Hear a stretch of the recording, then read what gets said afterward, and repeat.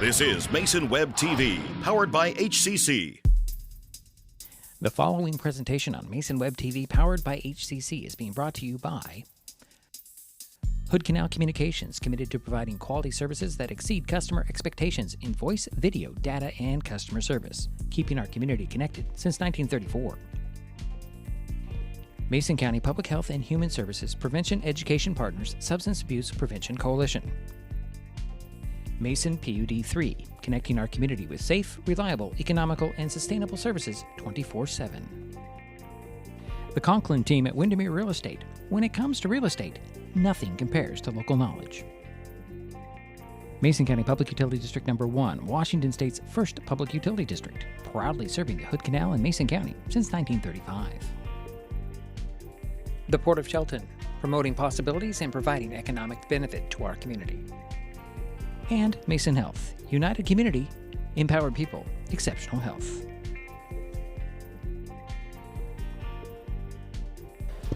Well, good evening, everyone, and welcome to McKenzie Stadium on the campus of Evergreen High School in Vancouver, Washington. Tonight, Mason Web TV, powered by HCC, continues coverage of the 2025 high school football season as the we were talking about mistakes, and here I go right off the bat. As the Heritage Timberwolves host the Shelton Highclimbers. My name is Dietrich Allen, stumbling over my own words. Joining me for this broadcast are Jerry Apple, who's off mic right now, and Andy Conklin. Andy. How you doing, Dietrich? He started it all. He was telling a story about calling somebody who couldn't say the business name, but whatever. Shelton is 1-4 on the season after last week's 55-25 loss at home to WF West. The week before, the Highclimbers lost at Capital. It's Capital 44-22. The Climbers beat North Thurston in week 2, 32-7, after opening the season with a 14-0 loss at River Ridge. Heritage is off to a fantastic start, 4-0. Timberwolves are coming off of last Thursday's 45-6 win at Kent Lake. Prior to that, the T-Wolves battled River Ridge and won 20-14. Blanked Hudson's Bay 47-0 and opened the season with a 59-0 win over Fort Vancouver. Now you're thinking, well, wait a minute. Some of those teams are not so tough, are they? I haven't really heard any major powerhouse names in that list, but you know the bottom line is they've won, and they've done what they needed to do to get wins, and it was a pretty good matchup, I think, here tonight. I think we'll get into all of that coming up. Last season, Shelton beat Heritage 28-19 on Jack Stark Field in the team's only previous meeting. Coming up, we go head-to-head with Coach Garrett Baldwin. Why am I blanking on that? I don't have any clue. It's week 5 of the 2025 high school. It's week 5 or week 6? Was it 5? Week 5. Week 5. I was right the first time. Okay, high school football season. The Shelton Highclimbers versus the Heritage Timberwolves at McKenzie Stadium in Vancouver on Mason Web TV, powered by HCC. I'll get it together. Really, I have been sitting here too long. We'll be right back. Nicotine in vapes can increase feelings of anxiety and depression. Though quitting isn't always easy, it's a great way to care for your mental health. When you're ready to take control of your well-being, choose the Tomorrow Health app. It's free for Washington teens and proven to work. Brought to you by Mason County Public Health and Mason County Substance Abuse Prevention Coalition. What is fiber internet? We could bore you with the technical details, or we could tell you it's just internet. Internet that can do whatever you need. Crystal clear video chats with the family, smooth streaming of your favorite shows, uploading a ton of vacation photos in an instant. Even all of the above, all at once. Switch to fiber internet from Hood Canal Communications today and get $25 off your first 4 months of gig speed service. Visit hcc.net or call 360-898-2481. Got fall projects? Here are a few that will save energy and save money. Weather strip or caulk around doors and windows, change filters in your heating systems, get necessary maintenance on your HVAC, clear weeds or leaves from around outdoor heating units, and set your thermostat to around 68. Colder temperatures mean higher power usage, so keep an eye on how much power you're using with the Smart Hub app. Learn more at pud3.org/tips.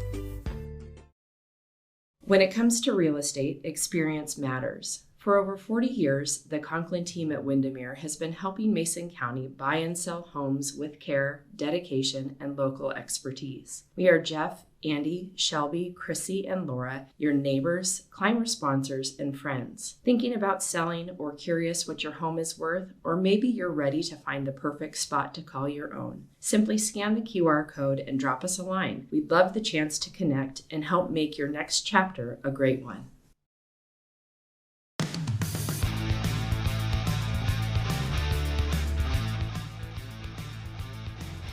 Coach, scoreboard wasn't your friend, but from our standpoint in the broadcast booth, we saw a lot of great things out of that game. WF West is a great team. What are your impressions? Yeah, we are not happy with how we handled that opportunity. When you look at it overall, we can say, okay, well, we did all right. We played a really great team, and I just don't want to use that as an excuse because Dan Hill and Chehalis, they are a good team, and they make mistakes look bigger than they are. They turn them on you, and they'll score on you quick about it. But we did not set the edge against the run, and if you can't stop the run, you're going to be in trouble. Then you start focusing on stopping the run, and then you give up the big pass. Our attitude wasn't great. That's now a couple games in a row where we just started slow. So from the coach's point of view, we feel like maybe we're getting inside a little too early and we're sitting around too long. So we're going to adjust some things to get out on the field a little later, be out on the field longer, closer to the kickoff, and then come inside for a shorter amount of time and hope that that'll change some attitude stuff. But as far as execution, that's stuff that we can fix. We need outside linebackers reading the end man, and they see run, and they got to fill, and we have to do that, and we weren't doing that. And it's obvious. It's on the film. And then offense, we shoot ourselves in the foot. Like, yes, some people make some plays, but when we just don't make penalties, when we don't hold, okay, when we don't have the front side of outside zone, when that thing gets cut off and gets blocked and reached, like, it's great. Like, on offense, I just think we're the only ones beating ourselves. We're killing ourselves. Okay, so let's talk about your offense. From the booth standpoint, Trevor Gott had a great game. Yeah. We figure it's his best that we've seen, at least this season, if not going back into last season. Tell me about that young man and how, what's the right term I'm looking for? He can be so dynamic. We saw how dynamic and fast he is. Tell me how he's progressed in your system. Yeah, it's been incredible to watch him and Ryan Brady both absorb the offense. And I think for them, it's finally slowing down. And we're starting to get beyond just talking about our scheme, and now we're talking about coverage. And so for those guys, now they're starting to recognize defenses. Like if you go talk to them, they can tell you what certain fronts are. We name them, and they know what that box looks like and what run plays we like to run and what things we need to cancel out of and get to a different run. So we're starting to get to the point where we're just looking at defenses and letting their shell and their movement tell us things. And the way we talk about it, they're giving you the secrets. When a guy lines up in a gap, it's pretty darn sure that he's going to go in that gap. They might do some gap exchanges and things, but we don't worry about that. And so I think for him, it's moving on past, okay, now I've got things memorized. I know my routes. I know the signals. I know the plays. I know my footwork. I know my reads, and getting to the point where now I'm getting to pay attention to the defense, and I'm going to make them wrong. And that's something we talk about all the time. We're going to make the defense wrong. They're going to fit right, and they're going to play a play really well, but we're always going to have an answer to make them wrong even when they fit it right. And so as a kid, as his character grows, in our meeting rooms, he's growing. Like I said, we start our day by reading a book and doing some character building. And he started to be one of these guys that regularly reads. So he's opening up and coming out of his shell and realizing, I think he's gaining some confidence, and that's helping him as well, just going, hey, I am a leader. I am a guy. And now after that game that he, shows some speed and shows some burst and toughness, and I think again that confidence is growing in him, and so now it's our job to kind of nurture that and keep pushing and make sure he's still humble and let him know he's still got a lot of room to grow. With that being said, he's not starting against Heritage, going with Ryan Brady. Yeah. Is there any difference between the two, really? There is. So just right now, you got a whole year in age, and that's different. Trevor is a little quick twitch. Like, he's just twitchy. He's got a different twitch than a lot of athletes on our team does. He changed directions and starts and stops really fast, and then he's also got great straightaway speed. Brady is an all-around athlete, so he doesn't have great speed, but he's not slow. He doesn't change direction slow, but it's not great, and he's working on it, right? He's a sophomore growing into his body, but he has an incredible brain, and so that's where Brady has kind of really been closing the gap the whole time, is he kind of just memorizes things once, and he makes a mistake, and you coach him on it, and it's once. And God knows it. He's a little different. He's a little bit more stubborn. He'll make a mistake 2 or 3 times and then start to get it through his head. So, I mean, that's a difference. Athleticism is a difference. Gott throws the ball really hard. So for short passes and quick game, it kind of catches some guys off guard. They have to adjust. Brady throws what we call a very catchable football. Okay, he just puts a special touch on the football. He understands the medium range, the short range, where Trevor just kind of cocks back and rips things. So they each have their own things. Last game again showed that Trevor has this twitch, and he has a top-end speed that I don't think people knew about until now. Well, we sure didn't. Okay, so let's talk about Heritage. Long road trip. Yeah. 2.5 hours, depending on how long. Traffic. Yeah. Traffic. That's a long time to be on a bus. It is. How do you prepare different for that? Yeah, we don't prepare any different. We be honest about the long bus ride. We talk about what kind of food and drink we're going to have and be prepared. We're going to double check our gear bags, all those types of things. But as far as preparing for the game, there's nothing different. We're going to hydrate. We're going to eat our food. We're going to go to bed. We're going to show me great students tomorrow. Going to be the best versions of ourselves all the way out through the day tomorrow. Biggest thing is trying to find a way to go to the bathroom on those long trips, man. That's the hardest one. Other than that, we're going to show up just like it's Wednesday practice and do our best to be the best version of the Highclimbers. Now let's talk about Heritage as a team. Yeah. I've watched them. Their opponents haven't been top tier, but they score a lot of points. What do you see out of them? I see exactly what you see, right? Even though they're playing teams that are struggling, I think they're winning like they should. They're blowing them out. I think if I'm correct, in 4 games, they've only played red zone defense 8 times.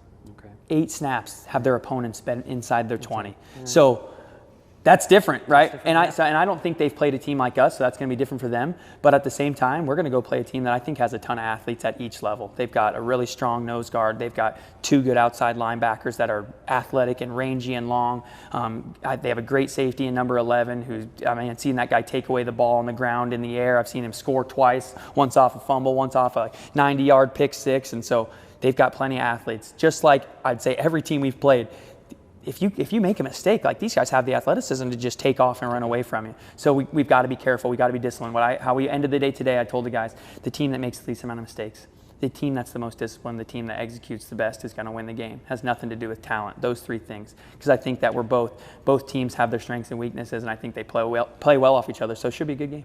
I'm going to step back a minute because I forgot to ask about A.J. Weir. Yeah, how cool. I couldn't confirm this, but he kicked the record. He did. He broke his own record. His own record. That's what I thought. I just looked everywhere, and I'm like, I can't find it. Yeah. It has to be a record. I will have all the records digitized, I promise. That's one of my off-season goals. Okay. Mr. Chamberlain has provided me with all the football records, and I'll make sure I get those on our website so that you can access them. But yeah, he broke his own record. The only thing that limits AJ truly, right, it's between his ears, like a lot of kickers, it's the snap and the hold process. And that's getting better as the season goes on. The better that process is, the longer he's going to kick. So I would not be surprised if he puts 4 more yards on that thing and kicks a 49-yarder by the end of the season. And that's the belief we have, is that the kid can kick 50-yard field goals.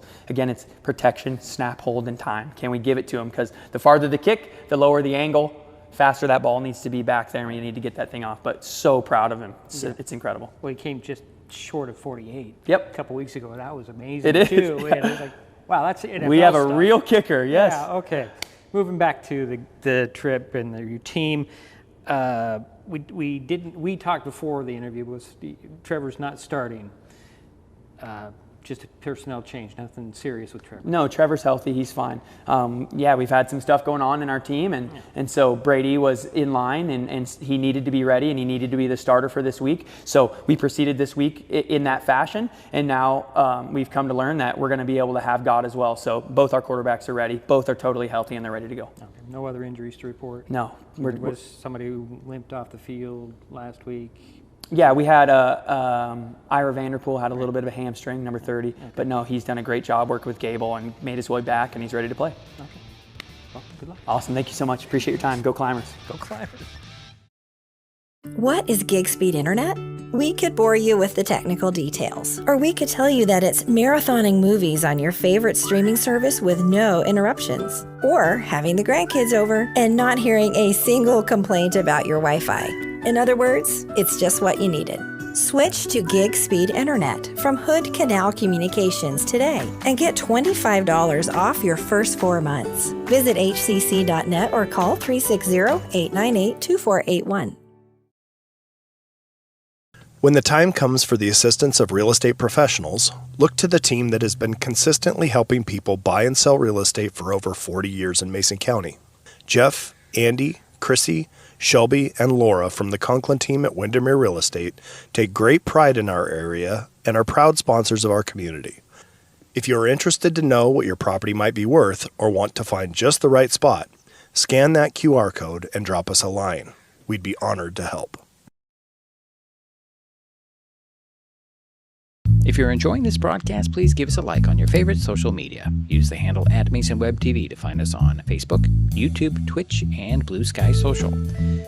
Subscribe and follow Mason Web TV so you never miss anything. Also, thank our sponsors who are helping make this broadcast possible. They include Mason Health, United Community, Empowered People, Exceptional Health.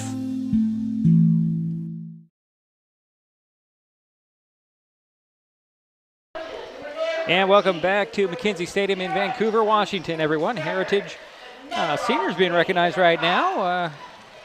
And the Shelton Highclimbers coming up. Andy, let's talk a little bit about quarterbacks. Yeah. You've seen them both. I have. You're very familiar with both of the Highclimber QBs. That's true. I'm going to put you on the spot here. If you had your choice, who'd you go with? That's a tough one. I think that Trevor's shown that he's a little bit more of a weapon as far as his ability to scramble and get downfield. I like the way that he throws the ball. I think that Trevor, when he gets to the top of his drop, like Coach was saying in the pregame thing, he's twitchy. And if it's not there right now, he's out, right? And what I've seen out of Ryan is that he's willing to stand in there a little bit, maybe take some punishment as a rushers come up to him. But he's always got his eyes downfield and he's scanning. And so that's a testament to the offensive line again. I mean, I sound like a broken record talking those guys up, but this is as good as good of a line as we've seen in a number of years, and they are they're giving all the quarterbacks plenty of time to work through their progressions. So Ryan's the guy tonight. Ryan has earned it. Ryan has kept himself ready and right on the with all guys that are backup people, they're one play away from having to have some significant impact, and so it's incumbent upon them to be ready, and that's one thing that Ryan has really done well, is kept himself ready, and so it's going to be interesting to watch him go tonight. Is there, and I'm going to ask you to reach into Coach Baldwin's head, is there a play where both quarterbacks are on the field at the same time? No. Okay. I mean, probably. Potentially. I mean, but it would be something that we haven't seen, and it'd be something that we would, all I can say is that you might have one lined up out wide and throw a lateral pass to the sideline and somebody streaking down. But, I have not seen any glimpse of that, and I don't expect to see that tonight. Okay. I'm asking the random questions. Yeah. I'm just throwing them out there. Yeah. Wait, hi, Jerry. Welcome to the broadcast. Oh, hi. Made the trip down with me. Andy came on his own, but it's always good to have Jerry with us to do the stats. Yeah. You love the numbers, my friend. All right, well, welcome to the broadcast. Your thoughts on what we might see tonight? Well, I think the key, and I think Andy said it, is the offensive line. Hopefully they will give our quarterback, plenty of time, especially going back and looking at the North Thurston game. Mm-hmm. And the other thing, we need to get that running game established early so that we can start opening up the passing game. So I think that's the key. Offensive line does their job, and we get a running game going early. And, of course, we've got that X factor, A.J. Real. And right. He's definitely, if it's a close game, he can make the difference with a field goal and making the point after attempts. So, yeah. Sherry talked about the run game, down one guy in the run game, which Andy brought to our attention when he arrived. Yep. J.J. Rhodes he's really ill. Yeah, much to his chagrin, he had to stay home tonight. I mean, I was talking with some of the coaching staff, but when we got here, and he showed up to school sick, he tried to fight his way through the day, and then as the day wore on, it didn't get better, and so they had to leave JJ at home. I bet he's watching right now. JJ, how you doing? Get healthy, buddy. We're going to miss you here a lot tonight, but we know that it has to be 100% legit for JJ to not be here. Let me ask you a question. Jerry, we got a national anthem. Let's take a pause. We'll be right back. Neighbors help each other. It's how community works, and it's how we do business at Hood Canal Communications. We know you count on us for value-priced internet, TV, and phone service, backed by friendly local support. Your hard-earned dollars stay right here as we invest in our community, our people, and smart technology. Hood Canal Communications, keeping our community connected while being a good neighbor. When it comes to real estate, experience matters. For over 40 years, the Conklin team at Windermere has been helping Mason County buy and sell homes with care, dedication, and local expertise. We are Jeff, Andy, Shelby, Chrissy, and Laura, your neighbors, climber sponsors, and friends. Thinking about selling or curious what your home is worth, or maybe you're ready to find the perfect spot to call your own. Simply scan the QR code and drop us a line. We'd love the chance to connect and help make your next chapter a great one. All right, Jerry. Sorry we do cut you off, but we have to honor America and let the band do it. We'll hear lots of the band tonight. They're playing now. They'll play almost constantly. Two great bands. Yeah, well, just throwing a warning out there to everybody that the band will be playing and grounding us out, which may not be a bad thing time to time. Go ahead, Jerry. Here's my question to Andy, especially. Who do you see besides Vanderpool that's going to have to step up in that running game? Ira's he's gonna have to carry a heavy load tonight, and he's been a little bit dinged up. But I haven't talked to anybody about this, but based on what we've seen towards the end of games, it looks like Noah Hernandez-Parker might be the number 2 guy, and he is very close to being a number 1 guy. He is a great runner. He is quick. Oh. He is also twitchy, and he has great vision. And so he's been hampered by the injury bug here for the last season and a half, but he's starting to make his way back, and I have a feeling we're going to see him tonight. Okay. Well, and what we've seen from Noah has been pretty stellar. I thought. Very few snaps, but he's been very effective in those few opportunities. Yes. Okay. The captains tonight. Minus JJ. Senior Mason Guard, senior Gabe Dooley, senior Bennett Henry, and junior JJ. Well, JJ's not here. JJ's not here. So who's the 4th one? Looks like there's only 3. Huh? Only 3. No, I can't do that. Wow. Can't make the 3 signal. And it looks like the Highclimbers will receive the opening kickoff here. I think they lost the toss in this one. I think that's what I saw on the field. And Heritage wanted the ball. Oh, no, they wanted the ball in the second half. Yeah. Pay attention, Andy. Yeah, that's all right. We know what you meant. So the T-Wolves will be in their purple uniforms, all purple. Welcome to the Purple Palace, I guess. That's what I call North Thurston, but it's all right. Their gymnasium's very purple. Highclimbers, white jerseys, red pants, black helmets. Usual, typical road attire. Yeah, it's a good look for them. And we like the numbers because they're really easy to see. Yes, that helps my old eyes, especially being up here in Way Timbuk 4. Yeah. We're way up here tonight. Yeah, I like it. Yeah. It's a good spot. Yeah. Aside from the band playing constantly. Yeah. we'll deal with it. I do know. I thought it was going to be Sharkey. No, it's like Bennett Henry and Jaden Gray. Yep. So they'll be back deep. So Gray's back deep. Who's the other? Bennett Henry, number 88. All right. Sebastian Herrera Cruz will do the kicking, 93. It's really weird to see a 93 on a kicker. Yeah. I mean, but why not? It's like a spring training number. That's Get him a jersey guy, everybody. That's a baseball phrase. Get him a number. Could have the X on there. Yeah. All right, I digress a lot tonight. You're going to see, I'm going to digress a lot tonight. That's okay. It's fun. I suppose I should go to that camera, and hopefully I didn't kick my clock camera off too much. So we're ready to get this thing underway, and we're only 23 minutes past scheduled kickoff time. So a lot better than I expected.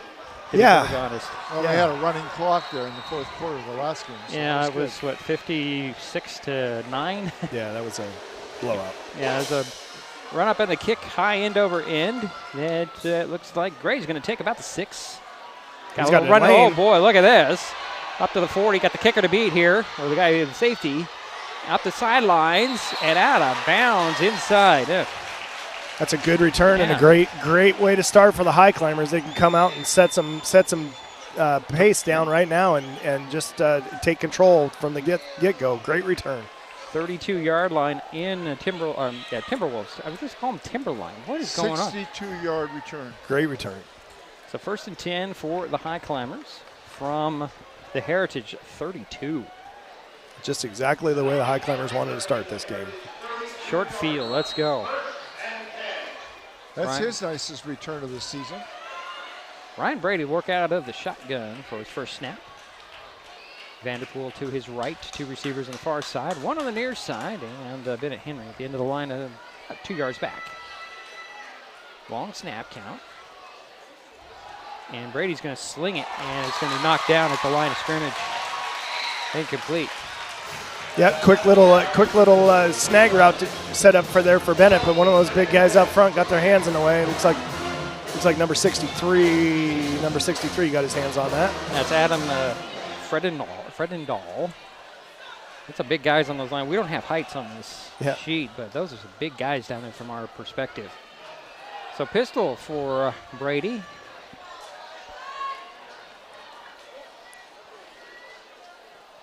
Boy, right now I see that number 2 receiver completely uncovered out there. Brady looks that way, throws in the middle, and did he? And he did not. It. Just a little bit behind. Is that Gunnar Jensen? Yeah, that was Gunnar Jensen intended for him, but that ball a little bit behind him.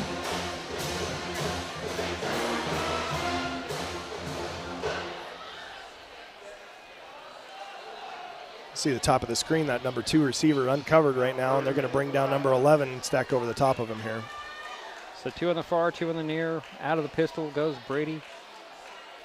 Short drop. Now he's going to backpedal, throw a little screen in the middle to Vanderpool. He's covered up pretty quickly. Yeah, I was watching Heritage pregame, and they definitely had that play scouted. I watched them practicing against it like 4 or 5 times pregame. So they said they're not going to get beat by the screen tonight. So 4th and 12 from the 34. Caleb Jordan wide to the far side. In the slot is Gunnar Jensen on that far side. Hayden Cash, receiver on the near side. And T-Wolves showed blitz there for a moment. Back to pass. All day for Brady. Throws in the middle, and did he come up with it? No, he did not. Hayden Cash in traffic. Said he caught it. Referees say no, it hit the turf. So over on downs it goes to the Timberwolves from Heritage. That's a tough break. You got him right at the sticks. Looked like there was a good chance to convert that 4th down, but now they're going to have to play defense. They're giving him good coverage, though. They're giving him good pass protection, right? You bet, they are. O-line was doing a good job right there, keeping him off of him. Ryan did a nice job going through his progression. You know, that first drive jitters again. You'll work those out. So the T-Wolves take over on their own 34-yard line. Granville, the quarterback, takes the snap and hands it off, and slipping after the handoff is KJ Clark. Didn't really get into his feet, kind of just, I don't know what happened there. It looked like they got their feet tangled up in that mesh, and you know, that's tough. Loss of 2 on the play. Nice break for the Highclimbers. Ball back at the 32. 2nd and 12 coming for Heritage. 10.5 minutes to go here, first quarter, no score. Granville out of the shotgun. They're going to shift everybody from the right side to the left side. I don't know if that's on purpose or not. I think that was by design. By design, but it was all lined up on the wrong side. Here's a snap, and Granville's going to try and run, banging bodies, and stuck. Ooh. He was just stuck. He was absolutely stuck by Mason Guard right there. Just stuck. It's like he hit a wall. Yep, Mason Guard was in hot pursuit, and as soon as he cut back, well, number 7 looks like he is coming off the field, or maybe he's not. He's just coming over to get the play. Loss of 1 on the play. Ball back at the 31. It's 3rd down, 13. Oh, boy. Love the PA guy. Oh, boy.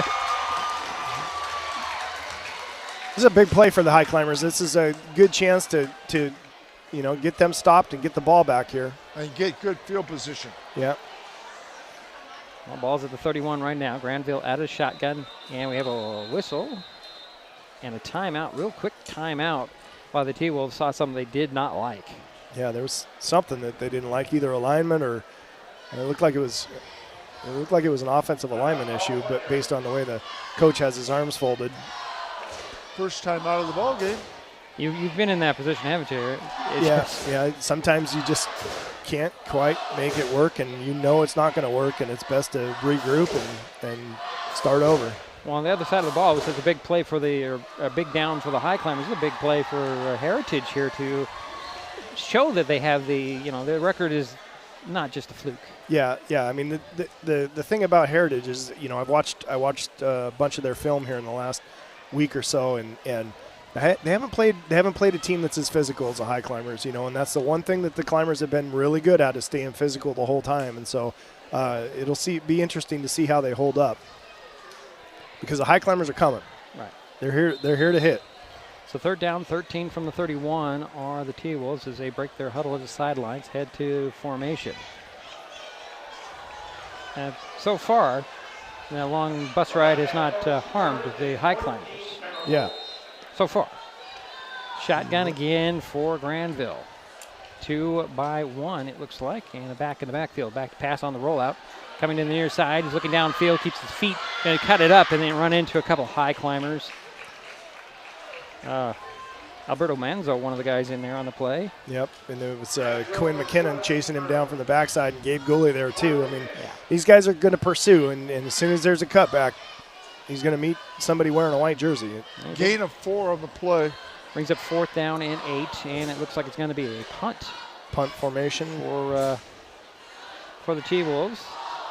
So Hayden Cash will go. I keep hitting that tripod. I'm going to have to move myself. Hayden Cash go back, standing about his 37. Wait for this punt. And the punter is Omar Ramirez. Gets the snap. Oh, the Highclimbers almost got to it. Nice high spiraling kick that'll hit at the 35 and take a Timberwolves roll down to the 26. So the Highclimbers will get the ball there. 8.5 minutes to go here. First quarter, no score. No score. Good defensive stand. It's we'll see what we come out and do. It'd be really, I'd like to see them establish the line of scrimmage right now and run that ball and see if they can gash some yards and get those chains moving. Trevor Gott's back in the game right now. Oh, is he? So it was a nice punt, 38 yards. So pistol for the Highclimbers, and they're missing some personnel here. So Jaden Gray will come in and come wide to the near side. Pistol formation, and somebody just jumped off sides for the T-Wolves. Brings out the flags. I think it was a false start against the Highclimbers. Looked like. Now the flags are towards the Heritage side. Oh, interesting. That's something that happened a few years ago where they started throwing in the direction of the offender. Yeah, I guess that helps the people in the stadium out a bit. Yeah. First penalty of the ball game, and that goes against Heritage. So it's 1st and 5 from the 31 for the Highclimbers. Pistol for Gott and company. Hands it off, and here is Vanderpool trying to find some running room up the middle. Somebody tugging at his jersey. Doesn't slow him down at all. Nope, he kept those legs churning and just forced his way up to the first down. Nice strong run right there. So that's a first down. Ball at the 37-yard line. Gain of 5 on the play. Probably 6 there, Jared. I was just going to say about 6, but we'll give the statistician a break right now. Yeah. First and 10 from the 37. And a handoff again to Vanderpool. He thought he saw a little bit of running room. He spins forward to near the 40. Give him a couple yards there. Looks like 2, yeah. So spotted at the 39.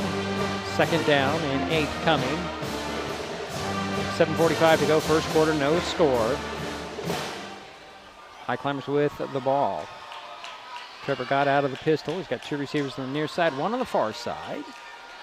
A back behind him. And Gott has taken his time with this snap count. Turn around, hand it off. Vanderpool trying to get around the near side. Turns it upfield, and he's just thumped at the 41. Yep, hit pretty hard right there. And good pursuit from Heritage. And he was trying to get the edge and just got his foot in the ground and got upfield and met a defender. So give him free on the carry, and his ball's up at the 42. Third down and 5 coming for the Highclimbers.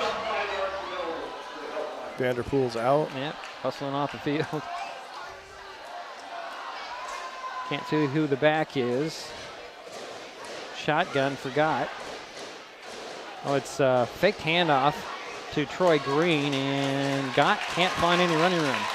That's Manzo, excuse me. Yeah. Manzo, I got the wrong number and name in my head for some reason. Yeah. Who had the run? Trevor Gott ran that ball, but it was fake number 4. Right. Trevor Gott on the rush. Oh. So 4th and 5. And it looks like A.J. Weir's on to punt the ball. Nice to see him get into one right here and get him down inside the 15, the 10, something like that. Get a nice bounce. Erlon McGraw back deep, about the 30. I don't think they really scouted A.J.'s punts very well. Nope, not much pressure, and A.J. gets up a beautiful one that's going to drive. Take a high climber bounce, but it'll go right into the end zone for a touchback. Oh, that thing hit the turf and just squirted out like a bullet. Yep. Yeah, that was a heck of a punt. 57 yards. 57-yard punt. Net 37. So the Timberwolves will take over or start the drive at their 20-yard line. 1st and 10, 5:51 to go, first quarter, no score. This is going to be a physical game. I mean, they're banging inside with each other, and everybody's job, stay home, do your job defensively, and wrap up when the ball carrier gets to you. The Highclimbers did a great job on the first drive for Heritage. Yeah. Granville out of the shotgun. He's got 3 receivers on the near side, 1 on the far side. There's the snap and a handoff. Here's Clark, nowhere to run. Somehow squeaked out a couple. KJ Clark, number 2 on the carry, I believe. I don't know, maybe I'm wrong. Can't quite see. I think it's Bradford, actually. Dakari Bradford, number 4 on the carry. Hard to say. Number 3? I don't know. I'm going to go down to, they're all listed as starters on my sheet here. Yeah. Emmanuel Daniel. Number 4 is wide. Number 3 is in the backfield. Okay, so number 3, that's Daniel. So he picked up about 2. Call it 3. There's the snap. Little screen of the wide receiver out here. That's Karpuk. Yeah, and he's just wrapped up. The Highclimbers are not letting him go anywhere. Alberto Manzo with a hand on that jersey, just would not let go. Yeah, that number 2 receiver, they were playing him off, and so they just ran that little hot route right to him and tried to get him in space. Manzo did a nice job of fighting off that block and getting into the backfield to wrap him up long enough that the guys can come help him make the tackle. Ball up to the 27. It's 3rd down and 3. Shotgun again for Granville. Taking some time. 3 receivers far side, 1 to the near side. That's McGraw on the near side. There's a snap and handoff, and this is going to be Daniel again on the carry. Oh, he's going to fight his way for the first down a little bit more, up to the 35. That's a first down for the T-Wolves. Clock is running, 4:25 to go here, first quarter. No score. Heritage with the ball. If I would stop bumping this camera behind me, you'd see all that really clearly. I'll try to fix that in the next break. Here is Granville out of the shotgun again. 3-by-1 again. Daniel in the backfield. That snap was a little off. Granville on the shuffle, going to throw down the field. Oh, how did he sneak that in there? It's complete on the far sideline and into Highclimber territory. Yeah, that's that wheel route coming out of the number 2, and he just worked his way they kind of get lost in the sauce there every once in a while, and he just found himself in that little window.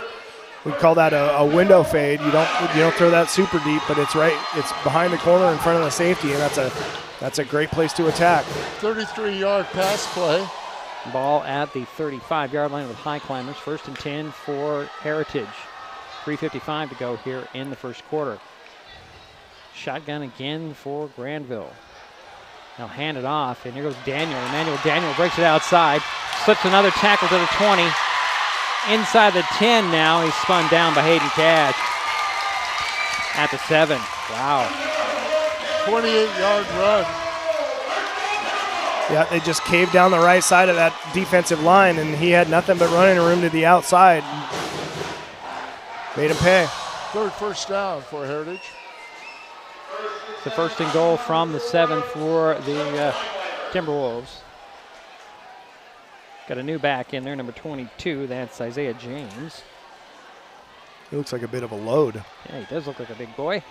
Granville out of the shotgun, and he'll hand it off, and bouncing and spinning and scoring is going to be Isaiah James from 7 yards out. And Heritage strikes first.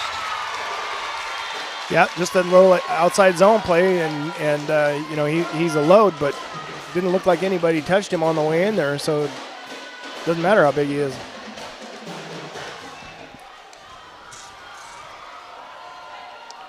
So Omar Ramirez on to kick the point after. The holder is Jacob Karpuk. 6-0 at this point. 3:12 to go first quarter. There's the snap, spot is down, kick is up. Kick is good. 7-0 Heritage on top early. We'll be right back to Mason Web TV, powered by HCC. Got fall projects?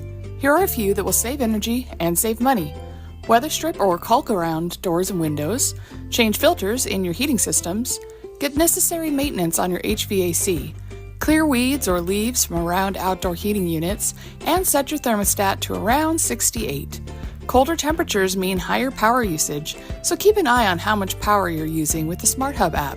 Learn more at pud3.org/tips.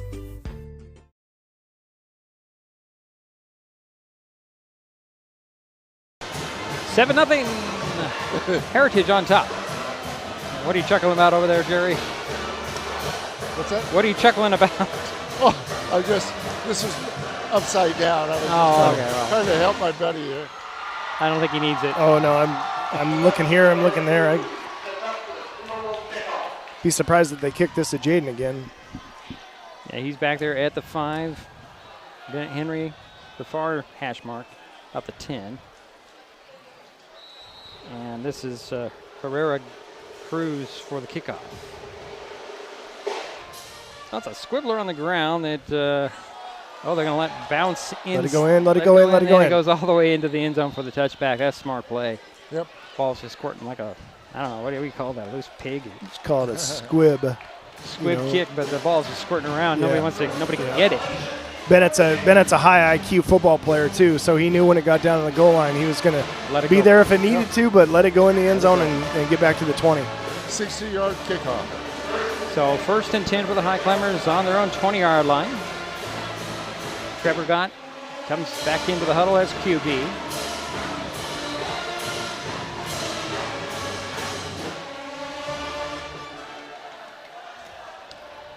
What is that? That's Ethan Corbin coming wide. He's in the slot, isn't he, on the near side? Yep. Looks like Hayden Cash. Hayden Cash, the wide out on the near side. Pistol for Gott. Hands it off to the fullback. And this is Troy Green. Yep. I got that one right. Yeah. He gets to, looks like 4 on the play.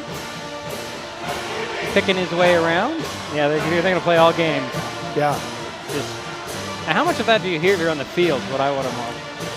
A lot. A lot of it? Yeah. Yeah, I mean, fortunately, the Highclimbers are on the other side, so it's not quite as loud on them. Yeah. So 2nd and 6 from the 24, and we have somebody lining up off sides, it looks like. Looks like the end on that side jumped a little bit early and crossed into the neutral zone.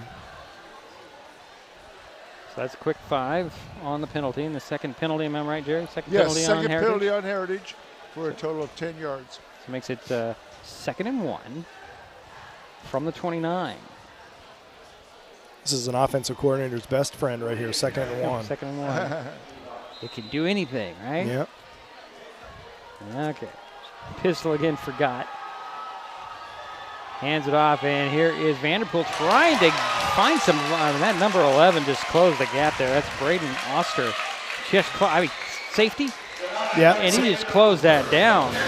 Wow. Yeah, he triggered really well on that and got upfield and made the tackle. It's an open field tackle, launched right through the hip and took him down. That's how you teach it right there.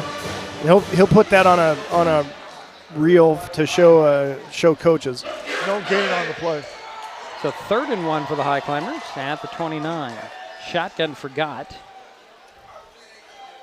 Looks the scene over. Takes the snap back to pass. He's going to tuck it under. He's going to run. And he got the first down. He paid for it. Yep. Yeah, it was a design quarterback draw right there. And just get that first down. Get that first down, right? Is that the first one, Jerry? I think it is. I think you're right. It's the second. Second first down. Oh, that's right. Okay. Well, 1st and 10 from the 31 now are the Highclimbers. 1:35 to go here, first quarter, 7-0. Heritage with the lead. Shelton with the ball. Shotgun forgot. 2 receivers far side, 1 to the near side. Gott likes to look things over. Takes a short drop. He'll sling it out there a little high. Incomplete. Intended for Hayden Cash. 2nd and 10 coming. Looked like Hayden may have short-armed that one a little bit, feeling the defense. Yeah, I think it was Kerpuck on the coverage. Yep. Really tight. Close coverage. Second down coming. That song's going to get very old by the night's over. Yeah, I mean, we have noise-canceling headphones on, and it doesn't cancel the noise. It doesn't cancel that one out.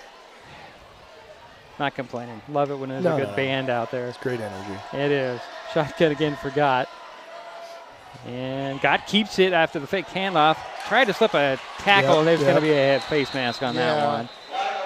Grabbed a hold of the back of his helmet. And it may not technically be a face mask, but it's it's technically a face mask. It's a penalty either way. Yeah. Yeah, and he held on the whole time, so that's probably a big one. Man, you saw Trevor try to somehow get away from that grass. Right.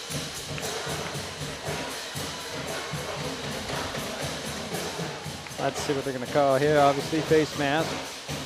It's a 5-yard face mask. Is it a 5, you think? Yeah. Yep, that was a 5. Boy, oh boy, I don't know what a 15-yard face mask would be if that wasn't it. I mean, you're supposed to let go for it to be a 5, and he took him down by the helmet right there. So, but they only gave him 5. Yeah. Gave him 5 and kept the down. That's good. So 2nd down. It's like a very short 5.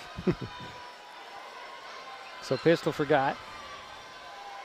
2 receivers on the far side, 1 on the near side. Snap and hand it off. Vanderpool had a hole, and that closed quickly, but he drives his legs, and he might have gotten that first down to the 42. Yep, got a good leg drive. Very close. See where they mark it. It looks like it's going to be the 42. I always wonder who gets the spot. Yeah. The far guy or the near guy? I always wonder that. Well, good for first down. And it's first down at the 42. I would think it would be the near guy. He'd have the best look, but sometimes they just don't see. 35. No. 1st and 10 from the 42.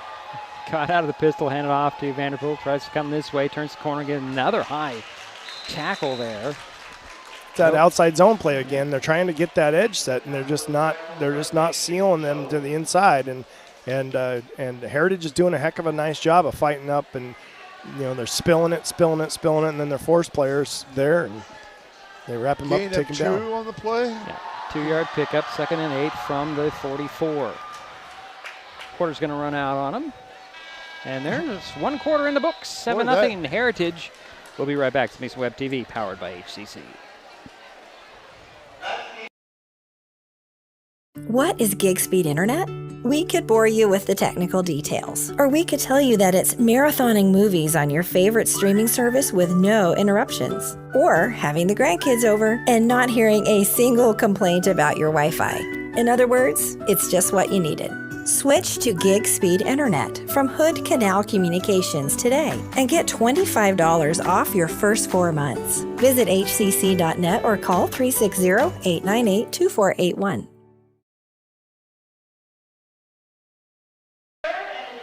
Well, 1 quarter in the book, 7-0 Heritage on top. The Highclimbers have a 2nd and 8 from their own 44 to start the quarter. Jerry, go ahead. Yeah, each team has 3 first downs. Okay. Highclimbers out there. Boy, is there a speaker like right over our head somewhere? It sounds like it's right in our ears. I mean, my goodness. It is loud. A little overdriven, I think. You know, turn it down a tad. It sounds a whole lot better. That's all right. That's the sound guy in me. So the Highclimbers to start the quarter with the ball. They have a 2nd and 8 from their own 44. Trailing by 7 here. Just to start the second quarter. Gott will go out of the pistol. Vanderpool behind him. Receiver wide out on the far side. 2 on the near side. He's going to sling it. And it's going to be complete. And Bennett Henry just could not get away from McGraw. It's tough for a receiver when they got their back to the defense right there and the ball comes. I mean, it's all done by design, but, you know, it's tough when you got somebody closing on you. He did. Well, I thought he had picked up 1, but I did not. So no gain on that play. It's 3rd and 8 from the 44.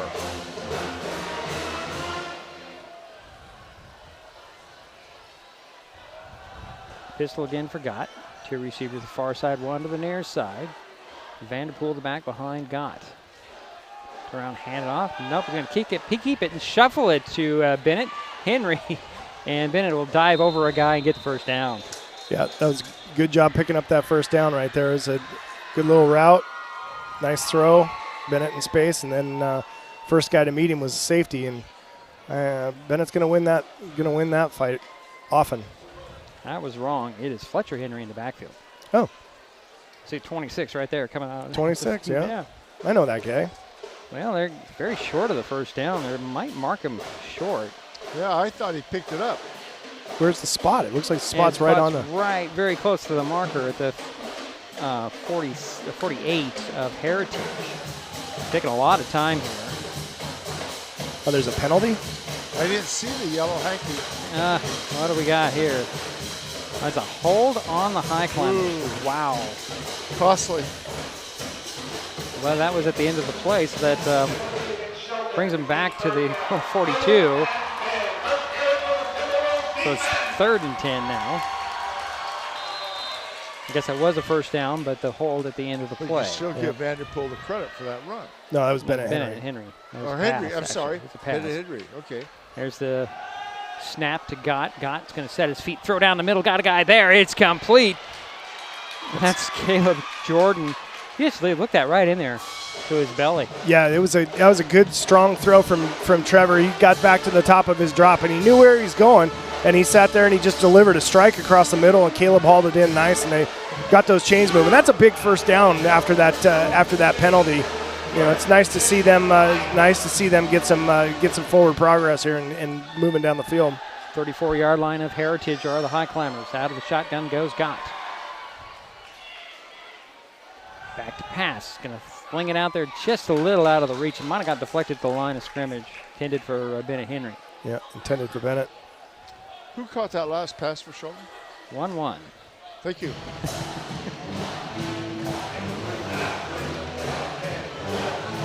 So 2nd and 10 from the 34 for the Highclimbers. 10:26 to go here, second quarter. 7-0 Heritage. Shelton with the ball. Ethan Corbin in the slot on the near side. Caleb Jordan, the wideout, on the near side. Still Fletcher in the backfield. Fletcher's in the backfield. Behind Gott. Out of the pistol. Turn around, hand it off to Fletcher Henry. Trying to find some space to run, and not much there. Yeah, and he fought his way. Some pushing and shoving after the play. You hate to see that. But emotions are very high.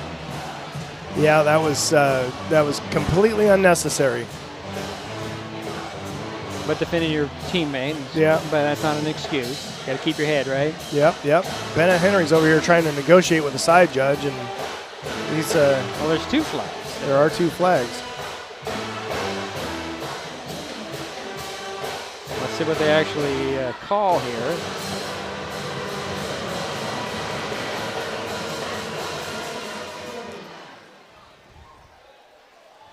It's going to go on the Highclimbers.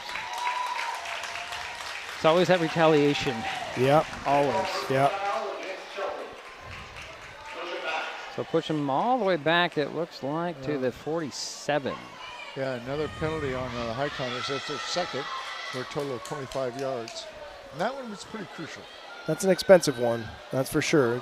These guys got to be able to keep their cool when things aren't going their way. And, that was a good hard run by Fletcher right there. He fought for a couple extra yards, and then right at the very end, somebody decided to keep on shoving. So 2nd down and 23 from the 47 for the Highclimbers. Out of the shotgun goes Gott. He'll keep it. Trying to bounce by some guys. He's pulling bodies to the 41. That's hard to do for a QB. Yeah, he had some beef in front of him helping him push the pile a bit, but Trevor did a nice job of just fighting for every last morsel he could. Yeah, gain of 6 on the play. Now the board says it's 3rd down. The down marker says 4th down. Trying to see if the officials are signaling. I think it's 3rd down. I think it's 3rd down as well. It's 17 yards for the first down from the 41. Whether it's 4th or 3rd, we'll see after this play. They're going to get a first down here. Okay, back to pass goes Gott. Sets his feet. He'll sling it out in stride. But, oh, boy, that ball is just free. And I think it was almost intercepted off the double deflection there. Good ball by Trevor right there. Right exactly where it needed to be. Fletcher just didn't watch it in the whole way. And looks like it was 4th down. Okay, it was 4th down. That's interesting. So the T-Wolves will take over on their own 41, 1st and 10.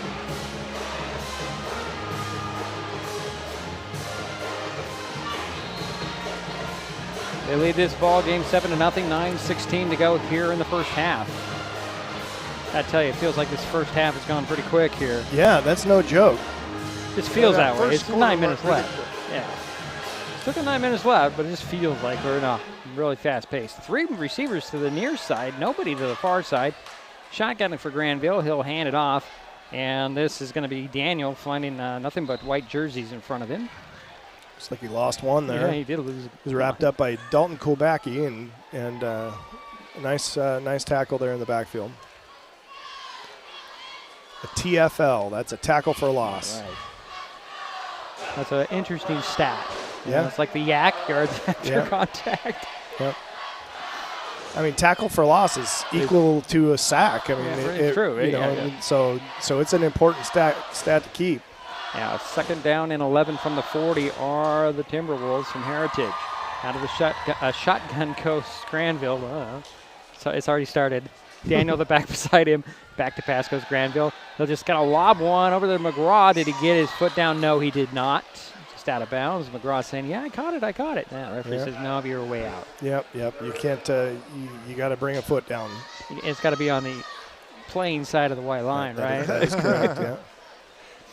Yep. Minor points, right? Nice grab, though. Yeah. So 3rd and 11 from the 40. I'm sorry, we kid. I know it's not easy getting those balls. No. Especially when you got 11 guys that are trying to keep you from doing it. Exactly. So 3rd and 11 from the 40 for the T-Wolves. Granville out of the shotgun. He's got 2 receivers far side, 1 on the near side. Back to pass it goes. Slings it out there wide open. It's going to be number 11. That's Oster. They get the first down. A little bit more. It's Oster, I'm sorry. He is a little gingerly coming to the sidelines here. Yep, good hard tackle there at the end. Good throw.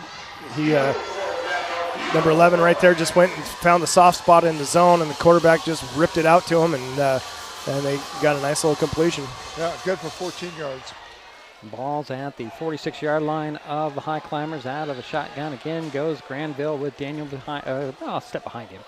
To his left, he'll hand it off to Daniel. Daniel finds a little bit of running room, and he's dropped near the 42. Not sure who tripped him up, but Zane Harding was there to clean up at the end. Mason Guard might have had a hand on an ankle or something. Who knows? Good chance that one of the guys in the middle. Gain of 5 on the play? Looks like 4 to me. 2nd and 6 from the 42. 7:20 to go here in the half.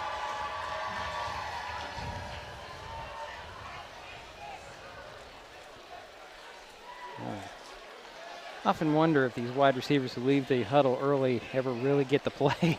Yeah. They came back. They're going to have to call timeout. They're going to have to. The play clock's down to 1, and that'll be Heritage's second timeout in the first half. Comes just under 7 minutes remaining here in the first half. That's good. Well, you know, I got a little cheat sheet right there, Jerry, on the scoreboard right there. It says timeouts left. Here's my cheat sheet. All right. Well, you know, I didn't write a whole new thing, but there is a candidates forum next Thursday at Olympic Middle School. It'll feature the Shelton City Council candidates, all 8 of them. It's being put on by the Shelton Mason County Chamber of Commerce, the Shelton Mason County Journal, the Economic Development Council of Mason County, KMES Radio, and Mason Web TV. 6 o'clock at Olympic Middle School. If you can't make it in person, you can watch it on MasonWebTV.com. Also on a week from tonight is speed dating with the candidates at the Shelton Civic Center. And this will feature more than just the city council people. It'll be hospital district and school board. And, well, we'll be doing football, so we're fun. Yeah. So just to let people know, that's next Friday at the Shelton Civic Center. It's nice to have a bunch of contested races with people who are interested in those jobs. Those are really important jobs, and be great to hear what they all have to say. But we'll be doing football, so we're not. So out of the shotgun, and a handoff goes to Daniel. Oh, boy, gosh.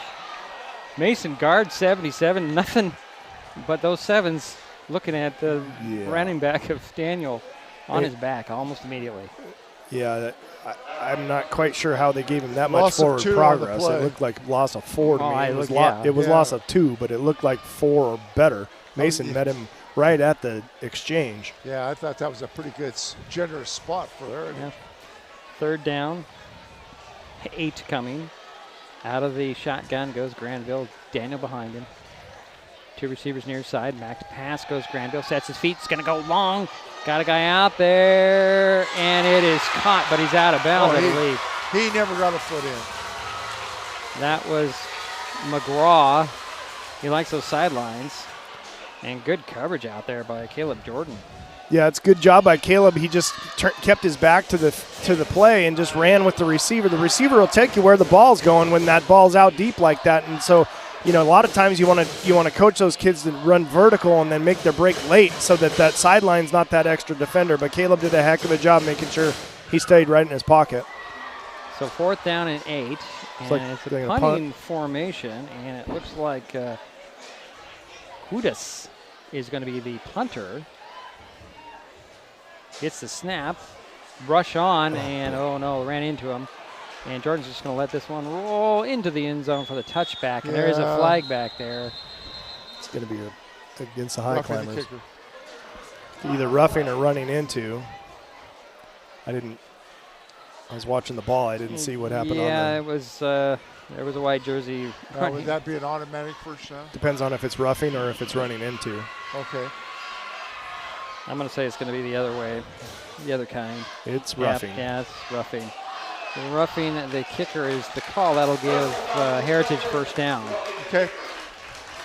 And it should put them up at the 29 if I'm doing the math right. Yeah, both teams have 5 first downs. I'm not doing the math right, guys. Oh, boy. Well, maybe I didn't do the math right. There we go. Yeah, I was right. Boy, why don't I trust myself? Another big penalty against the Highclimbers. Yeah, I don't know. That was one of those effort things where you're going full speed. How do you stop yourself? Yeah. But You make sure you hit the ball first. That's that's what you got to do. And you got to come at a side angle, don't you? Side. Well, it depends. I mean, he's coming right up the middle. He's just got to get those mitts together and dive at the point of the kick. Empty backfield, and Granville fakes the handoff, and then he's just covered up after a short gain. And there's bodies flying everywhere after the play. Looked like a little bit of acting skills by Manzo down here, but yeah, trying to do what he can to draw a flag for the guys in white jerseys tonight. Right. Gain of 2 on the play. There's only one. One or two. Yeah. Second down and 9 coming from the 28. Give him 1. I'm looking between that lighted second down marker and I think you're right. The stick there. There's a snap in the shotgun, and here is Daniel cutting it up, but right into the hands of Mason Guard. And who else was in there? That was Dalton Kulbacki. Kulbacki. Bringing down the runner after a couple of yards at the 26. Third down, 7. For Heritage. 5 minutes to go here in the half. Gain of 3 on the play. These guys are getting after it tonight. Kind of looks like Heritage is a bit gassed right now. Maybe. They bet that offense been on the field a long time. Shotgun again for Granville. Hands off. Yeah, he's handing it off to Daniel. Daniel bounces it outside to the 10. Well, he's going to be dropped short of the 10, I should say, at the 12. And Daniel's going to get a rest here. Yeah, that's a good hard run. Is that inside zone play again, and he just looks for a crease. You know, everybody's moving. The whole offensive line is flowing one direction, and then he's just looking for a crease to cut back against, and that's a good run. Gain of 13 on the play. So it's going to be 1st and 10 from the 12 for the Heritage Timberwolves. 4:12 to go here in the half. 2 receivers on the near side and 1 on the far side. I'm going to call this more of a pistol, but it's going to be a drop, strict snapped. This one to Isaiah James, and he could not handle that snap, and he pounced on it. Somebody pounced on it. Yeah, they purple jersey. And they keep possession, but they lost a couple of yards. It's tough when you have people who aren't used to catching that snap. It gets back there faster than you expect a lot of times, and you know it's a good way to trick the defense. But boy, you got to execute. Loss of 4 on the play. 2nd down, 14 from the 16. Are the T-Wolves. There's Granville back to pass. Sets his feet, throws over the middle. McGraw with a catch at the 1. Wrapped up immediately. Wow. I don't know what you can do about that pass. That was in traffic, too. Yeah, it's a good pass. It was a good route. You know, you got it. That's in that middle safety land, and a lot of times the middle safety's job is he's a run support guy too. And if you get a play action on that and the middle safety bites, he comes down too hard, too fast. That leaves the middle of the field wide open, and that's what happened right there. Yeah, that was a 13-yard gain. 1st and goal for Heritage. James in the backfield with Granville. Low snap. Handed off to Granville. He's just going to score, but there's a flag on the play. Likely a hold from where it was thrown. The flag, that is. Kind of in holding land. Yeah. What else could it be? There's a list, right? 2:46 to go here in the half. We got to work out this flag here. Yep. It is a hold. So that'll march him back 10. It'll be 1st and goal from the 11 now. If these referees are following the rules. Yeah, it looks like that's what we have here. Yeah. 1st and 11.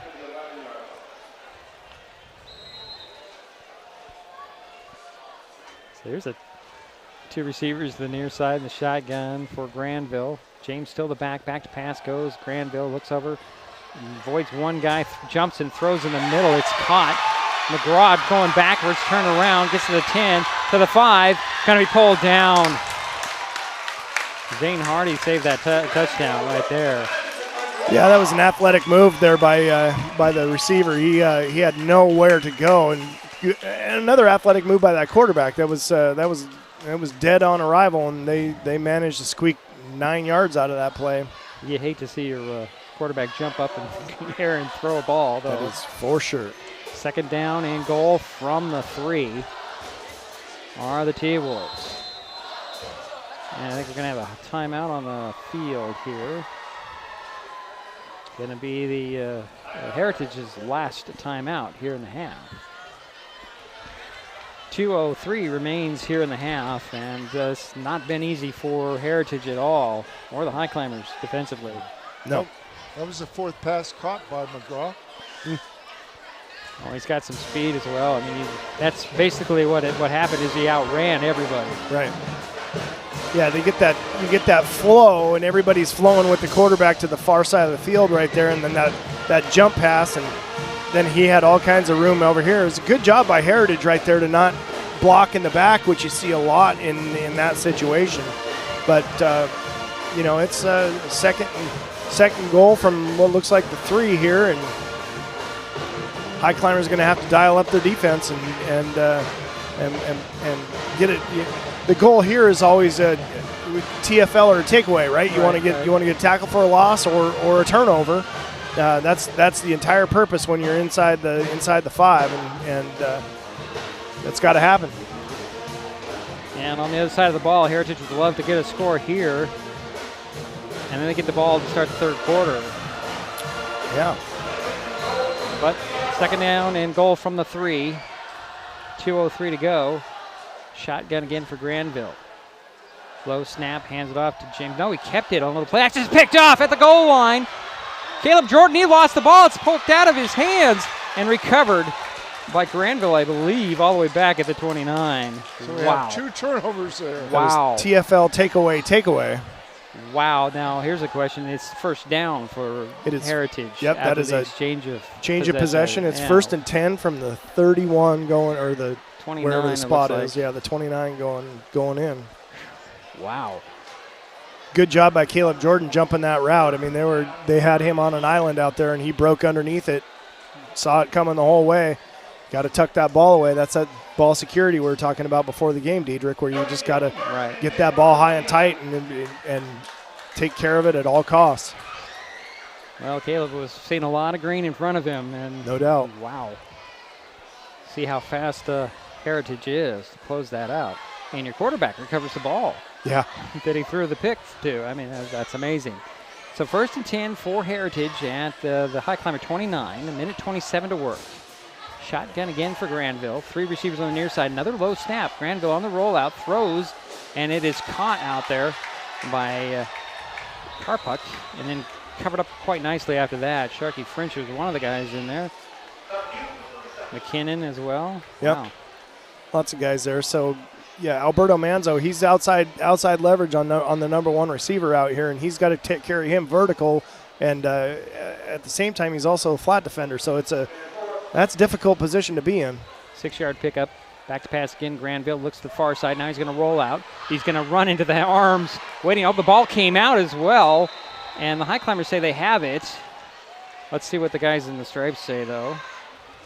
Tackle was made. Highclimber football. Yeah, it was made by Cameron Winans, and I think he forced that fumble. Yeah, he was on.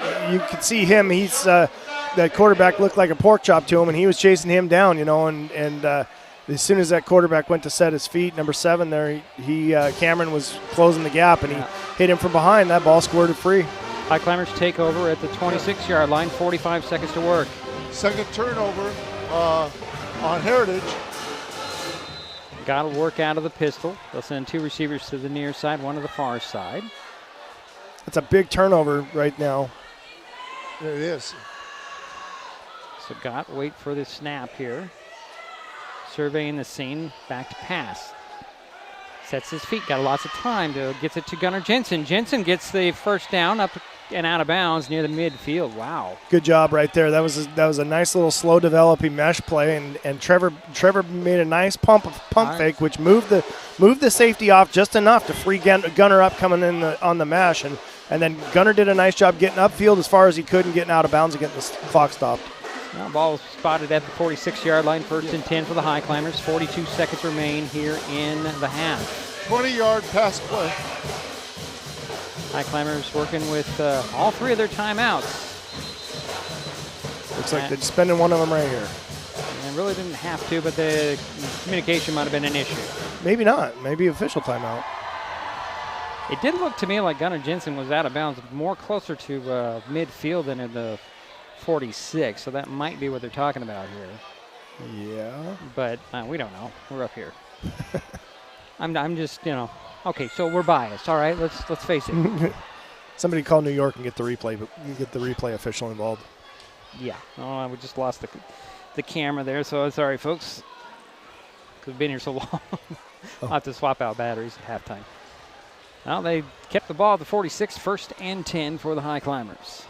42 seconds remain. Tight formation for the Climbers. Shotgun forgot. Back to pass he goes. Looks down the middle of the field. Now he's going to throw it.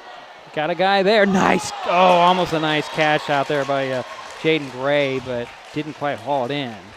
Yeah, he saw pay dirt in front of him, and again, it's catching that ball, securing that ball, and those over-the-top passes is really, really, really important. Nice pass, though. Great ball, great delivery, right on time, right in the right spot. A lot of time went off the clock. 9 seconds. Wow. Yeah. 33 seconds remain now. 2nd down and 10 from the 46 for the Highclimbers. Pistol forgot. 2 receivers on the near side, 1 on the far side. There's the snap. Back to pass goes. Gott sets his feet. He's got some time. He'll throw over the middle. And I don't know if that was intended for Gunnar Jensen or Caleb Jordan. It kind of fell between them. That was one of those tweeners, right? He was probably was indecisive as he was letting go of the ball. It's okay. 3rd down, still got time to get a nice little chunky yardage off. And it'd be really, really great to get 20 yards-ish, 25 yards here, and give A.J. Weir a chance to boot one through at least before halftime. So 3rd and 10 from the 46 for the Highclimbers. Pistol forgot. 2 receivers wide to the near side, 1 to the far side. Back behind Gott, I believe that's Fletcher Henry. Back to pass he goes. No, so it's Vanderpool. Gott avoids 1 tackle, sidearms it, and is it caught? I think it was caught by Caleb Jordan. Wow. Great job by Trevor right there. He slipped away from that tackler, and like you said, sidearm, that different arm angle, right? That's it's just being an athlete, right?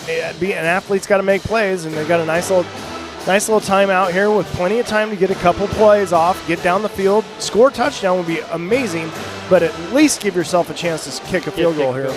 First time out for the Highclimbers. 2nd, actually. Oh, no, you're right, 1st. I thought it was the 2nd. It was the 1st. I'm looking at the board. All right. Ball's up at the 43-yard line. I'm sorry, this band is just going crazy over here. To our right. Who caught that pass? 1-1. What? 1-1, number 11. Yep, Caleb Jordan. Okay, thanks. That's 1-1. Should I give you the hand signals? Gee, I don't have him. Jerry. 1st and 10 from the 43-yard line on the Highclimbers. 18 seconds to go here in the first half. 7-0 Heritage. Shelton with the ball. Pistol forgot. Vanderpool behind him. There are 2 high safeties, and now they're going to roll back and give up the outside, going to give up the out. Back to pass goes Gott. It's going to be flushed out on the rollout. Going to throw it short to Gunnar Jensen. He's going to get the 1st down and step out of bounds. He's very close to the 1st down. It is the 1st down. That's terrific. They'll have 9 seconds to hopefully be able to get another play off and get a timeout called. Clock's been ticking pretty fast, though. Yeah. So 1st and 10 from the 33 are the Highclimbers. This is where you got to coach your guys up and let them know that getting that extra 2 yards is not helpful. The extra 2 seconds really is, though. So shotgun forgot. 2 receivers on the near side, 1 on the far side. Vanderpool the back. Back to pass goes Scott. He's going to just take off and run. get to the outside, get to the 30, 25, spun down there at the 22. They got the timeout called. They got the timeout called. The horn went off. Well, no, they got the timeout called. Timeout before the horn went off, so there should be at least 1 second on the clock.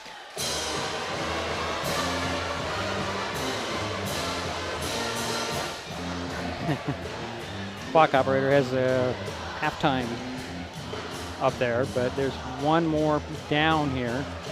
Oh. They called that. They called it. They did not. That is terrible. Here comes Coach Baldwin. He's going to come unglued.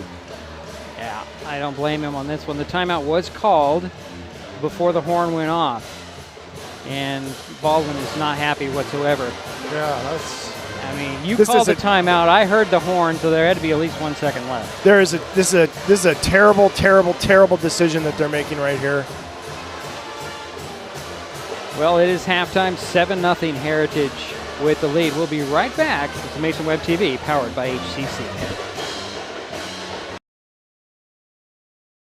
When life gets stressful, reaching for a vape might seem like a quick fix. But vaping can actually make feelings of anxiety and depression worse each time you vape. Nicotine tricks your brain into feeling rewarded, and the more you vape, the more nicotine receptors your brain creates. Over time, your body needs more and more nicotine to feel good, and when you can't get enough, you can experience withdrawal symptoms like anxiety, mood swings, and depression. Learn more at chooseyouwa.org. Brought to you by Mason County Public Health and Mason County Substance Abuse Prevention Coalition. If you're enjoying this broadcast, please give us a like on your favorite social media. Use the handle @MasonWebTV to find us on Facebook, YouTube, Twitch, and Blue Sky Social. Subscribe and follow Mason Web TV so you never miss anything. Also, thank our sponsors who are helping make this broadcast possible. They include the Port of Shelton, promoting possibilities and providing economic benefit to our community. When the time comes for the assistance of real estate professionals, look to the team that has been consistently helping people buy and sell real estate for over 40 years in Mason County. Jeff, Andy, Chrissy, Shelby, and Laura from the Conklin team at Windermere Real Estate take great pride in our area and are proud sponsors of our community. If you are interested to know what your property might be worth or want to find just the right spot, scan that QR code and drop us a line. We'd be honored to help.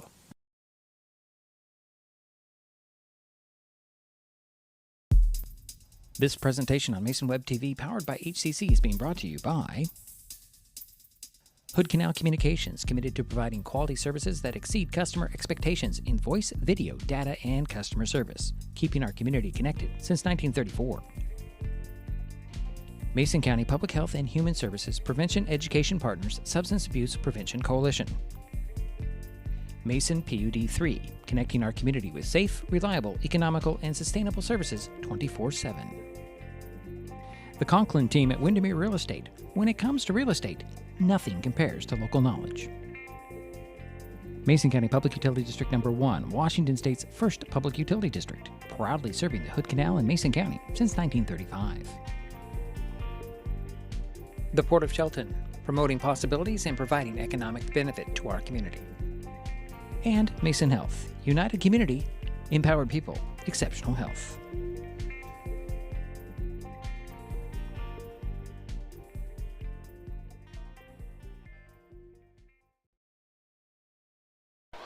Well, it is halftime, 7-0. Heritage heads to the locker room with that 7-point lead, and boy, oh boy, that final second is going to haunt the Highclimbers here heading into halftime.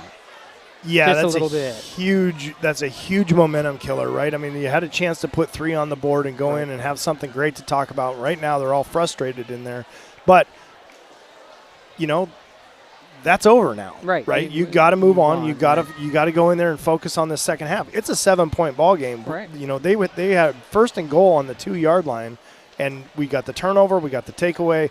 You know, we got down the field. We had to put ourselves in a position to score. You know, you can never blame a game on officials because you can always do something. You know, you always want to make it so the official isn't the deciding factor. That particular situation should be looked at. I mean, the WIAA needs to get a copy of that film clip so that the officials can see what happened. You know, Heritage gets the ball back after halftime. Right. It's going to be incumbent the Highclimbers come out. You can feed on this. You can actually go in there and have this be a unifying event and get down and buckle down and you just showed yourselves that you can drive the ball. You can move the ball down the field. So let's get it done.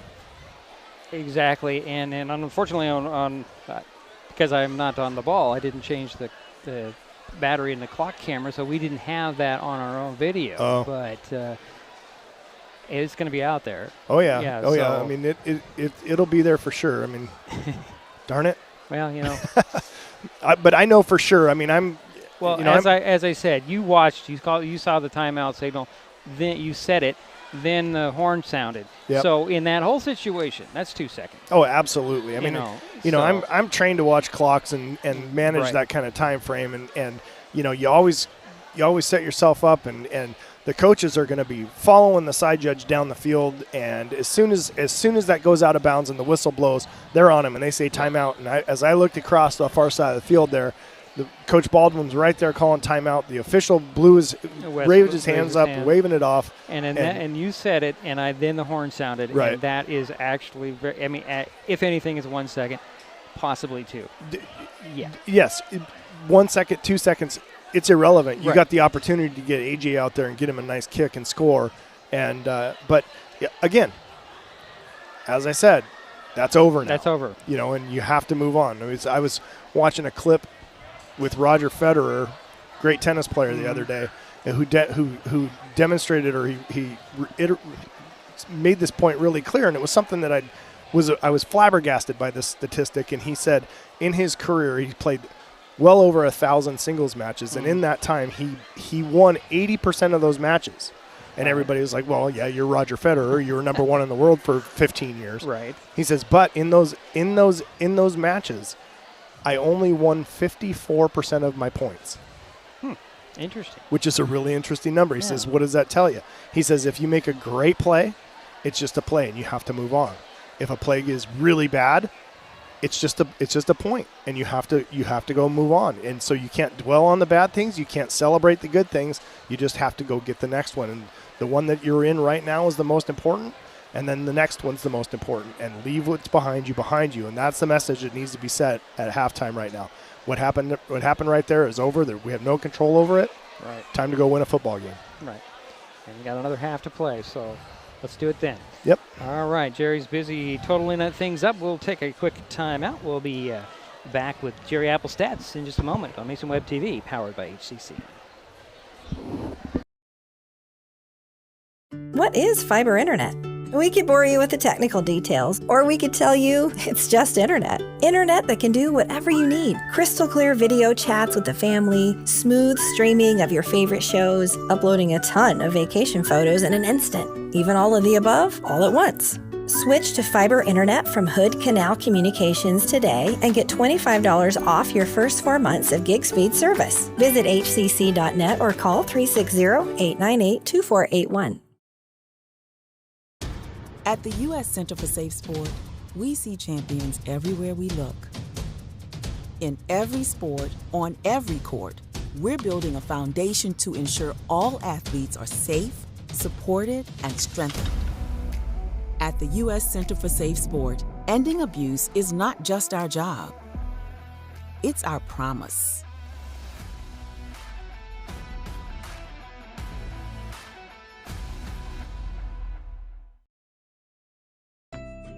Got fall projects? Here are a few that will save energy and save money.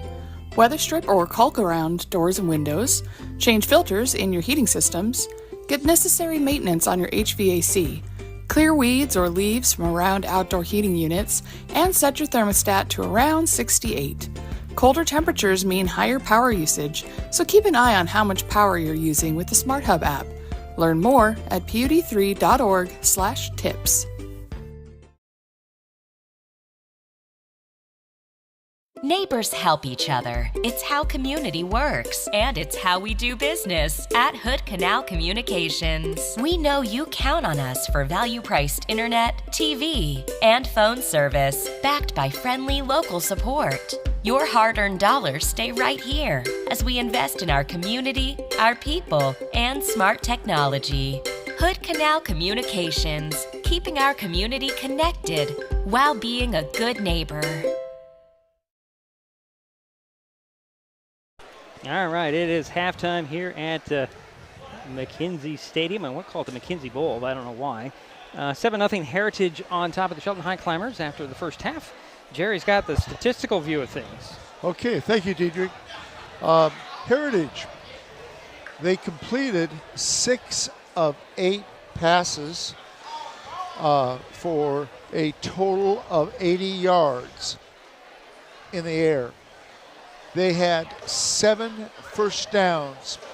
Rushing, they had 15 carries for 60 yards. So if you add up the 60 yards rushing and the 80 yards passing, they had a total, Heritage had a total of 140 yards in the first half. They had 4 penalties and a total of 25 yards.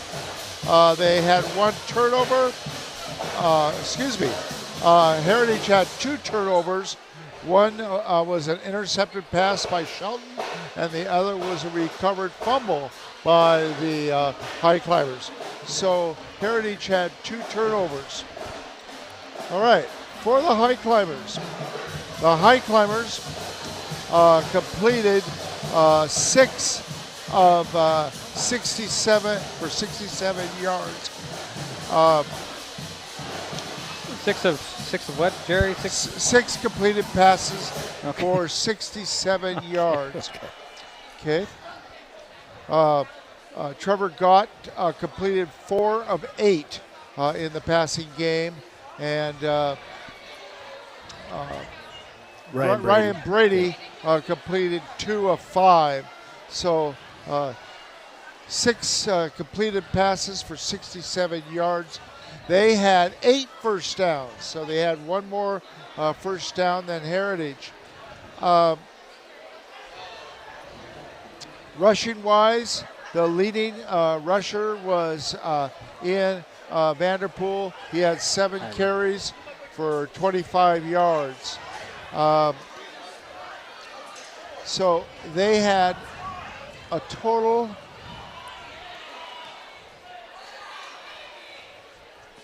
You need a calculator, Jerry? Okay, they had a total on the rushing of 49 yards on 12 carries. Okay, so if you add the 49 yards rushing and the 67 yards receiving, they had a total of 116 yards compared to 140 for Heritage. And they had 1 more first down than Heritage. Now, some other significant things. Shelton had 1 turnover. They intercepted a pass and then they fumbled. So there was 1 turnover for the Highclimbers in the first half. Jaden Gray had a return of 62 yards. Nice return. A.J. Weir had a punt of 57 yards. That was a beautiful punt. Yep. Yeah. So the bottom line here is we are looking at 2 evenly matched teams. So and the score is 7-0. 7-0. Yeah. Yep. The statistics are very, very close. 116 yards to 140 for Heritage. First down, 7 to 8. And Shelton had 40 yards in penalties compared to 25 for Heritage. And, of course, Shelton had 1 turnover and Heritage had 2. Now, this game could easily be 7-7. Or it could be the other way around. Yeah, it's a good football game, and these guys are competing on the field, and right now the message is it's 1 score, right? We got to shut them down right now and grab momentum and go win this football game, and it's going to start with our first drive, our first defensive series, and our first offensive drive. We have to take control of the game. Another thing I want to mention, as far as the receiving, Gunnar Jensen caught 2 passes for 31 yards, and Caleb Jordan caught 2 passes for 36 yards. And the one thing we have not mentioned in this game is this is the first league game. Oh, yeah. Yeah, I mean, this is a big deal for the league. Yes. Greater St. Helens League, second year in this long distance league. Very important to get off to a great start. Yeah. This is everybody in the league is going to pay attention to every game from now on. You know, I mean, they all mean something, and you want to get yourself in a position to be able to play in the postseason. Well, we knew this was going to be a close game because we were looking at one key game, and that was River Ridge. And we played just as well as River Ridge in that game.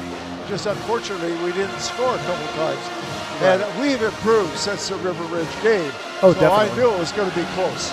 We meaning Shelton. We meaning Shelton, not we. But we have improved. We've improved a lot. I mean, I get notes all the time about how great Jerry's doing all the time. Oh yeah, well that's a given. That's the box that's always checked before the season. Jerry is awesome. Yeah, right. Well, but you know what? I stumbled at first here. That's okay. We'll forgive you. We'll forgive you this one time. Okay. All right. I recovered. Yeah, that's right. So we're gonna take a quick time out. We'll be back with the third quarter. 7-0. Heritage on top. Timberwolves will get the ball and start the third. When we come back on Mason Web TV, powered by HCC. Stick around, folks. It's not over.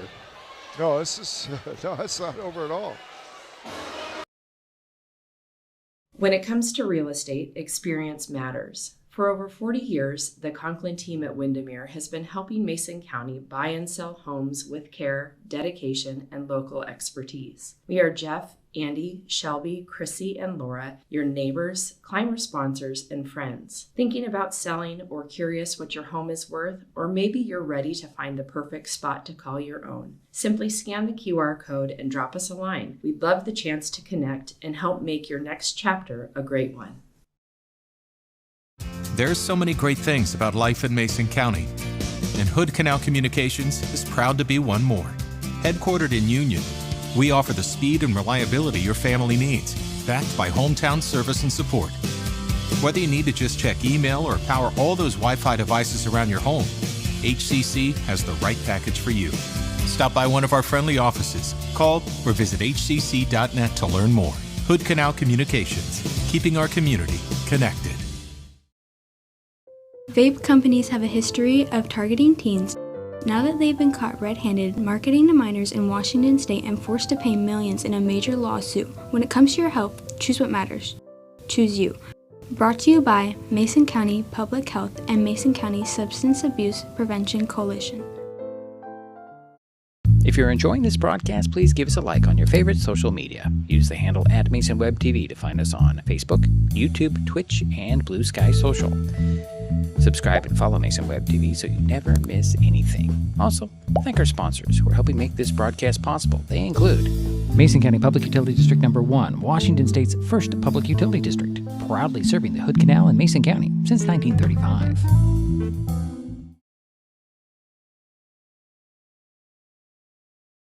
Okay, we're waiting for the start of the third quarter. 7-0 Heritage. Guys in purple will get the ball to start the third quarter, which is 15 seconds away. Okay, I'm a little early, but you know. Hey, it doesn't matter. 2 seconds doesn't matter. Well, not in this crew. It doesn't matter. Okay. We died here. Yeah, we just joke. We're not, you know. That's the kind of things that get us kicked out of broadcasting. Yeah, we're not making fun of anybody. No. All right, the Highclimbers are getting on the field. Looks like McGraw is back deep for Heritage. Number 1, standing at the 6. And A.J. Weir robbed an opportunity to kick a field goal. Hopefully he's got some adrenaline pumping right now, and he puts it through the uprights just to prove a point. Maybe. That'd be nice to see. That's a long ways. Yes, sir. Well, 45 yards is a long ways, too. Yeah. I want to give Emmanuel Daniel a shout-out for Heritage. He had 9 carries for 54 yards, 6 yards per carry. All right, well, we're getting ready for the third quarter here as Weir has it teed up at the 40. With McGraw's speed, I don't know if you want to kick to him at all. Here's the run up and the kick. It's going to be high, end over end. Spiraling now. Be taken at the 4. McGraw to the 10, 15. Got one guy beat. Going to try to change direction, get across the 25. Brought down by, I believe it's Caleb Jordan with that tackle. Highclimbers are going to come out emotional here, and it's going to be important that they keep themselves in check. This is, like we said in the break, this is an important defensive series, and they got to make sure that they don't give up any silly penalties here. Yeah, 22-yard return.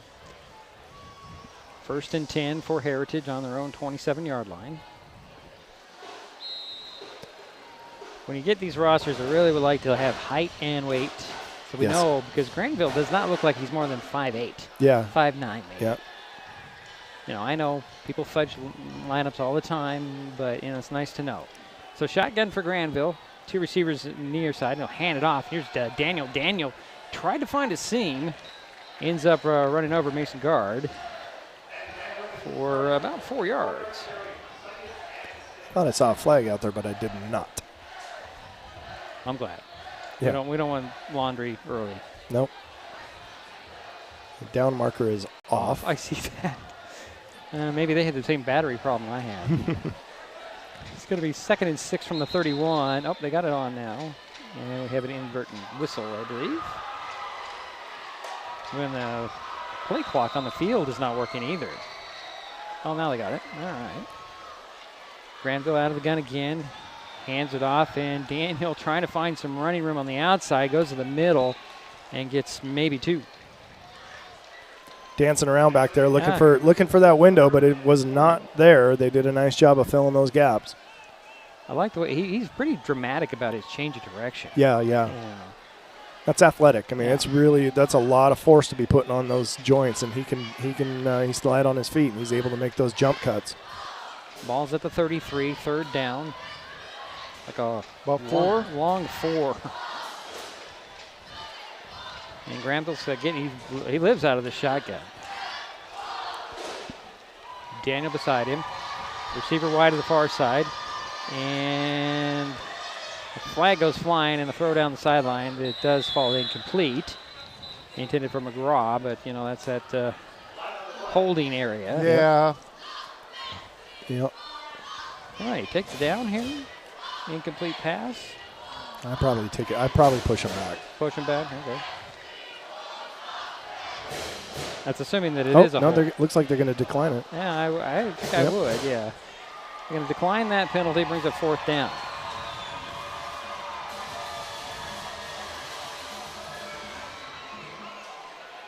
And are they going to punt or are they going to go for it?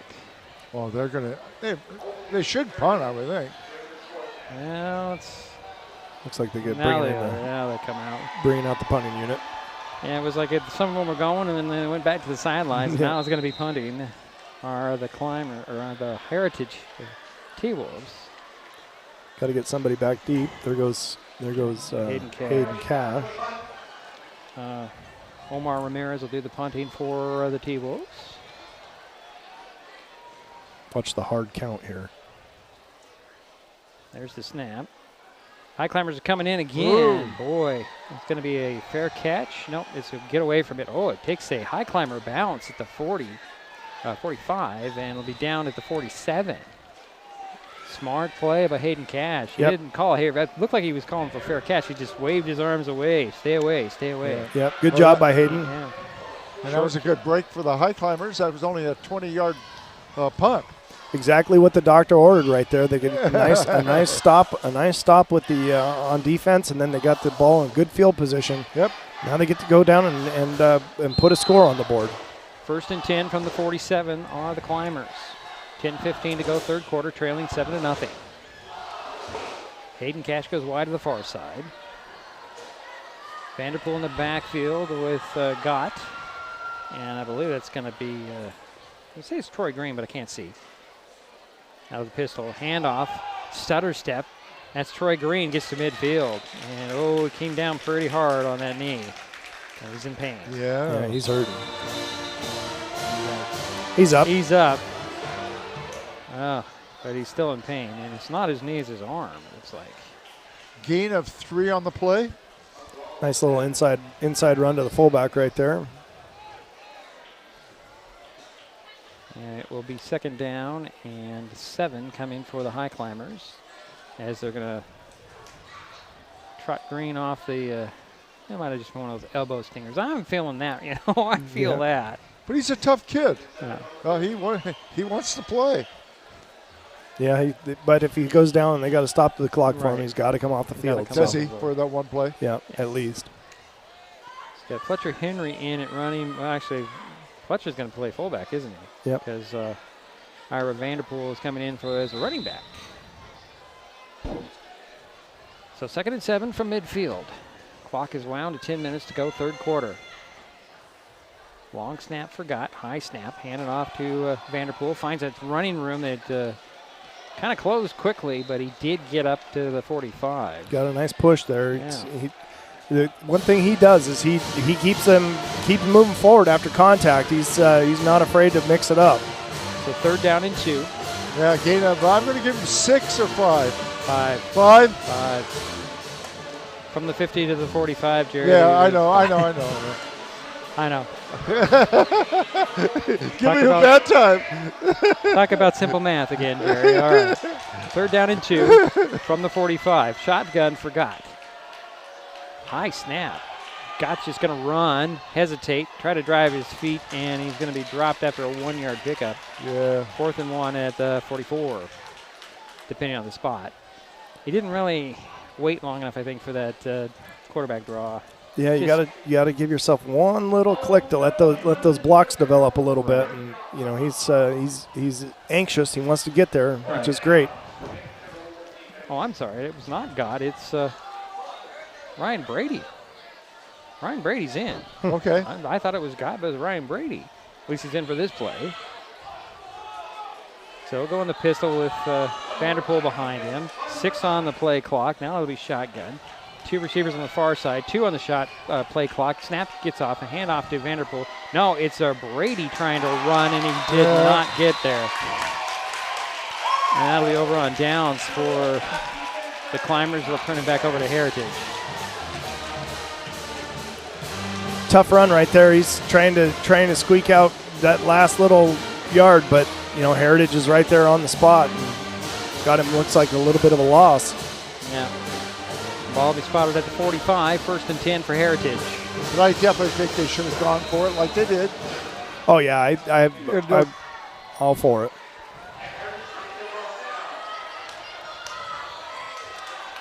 So Granville will go out of the shotgun. Looks like Daniel in the backfield with him. 2 receivers on the near side, 1 on the far side. He's going to sling it over to the far side, and it's complete. That's to Karpuk. And they're wrestling to the ground out there, a couple of high climbers. Caleb Jordan off the bottom of the pile. Number 5 on the reception. Yeah, that's Karpuk.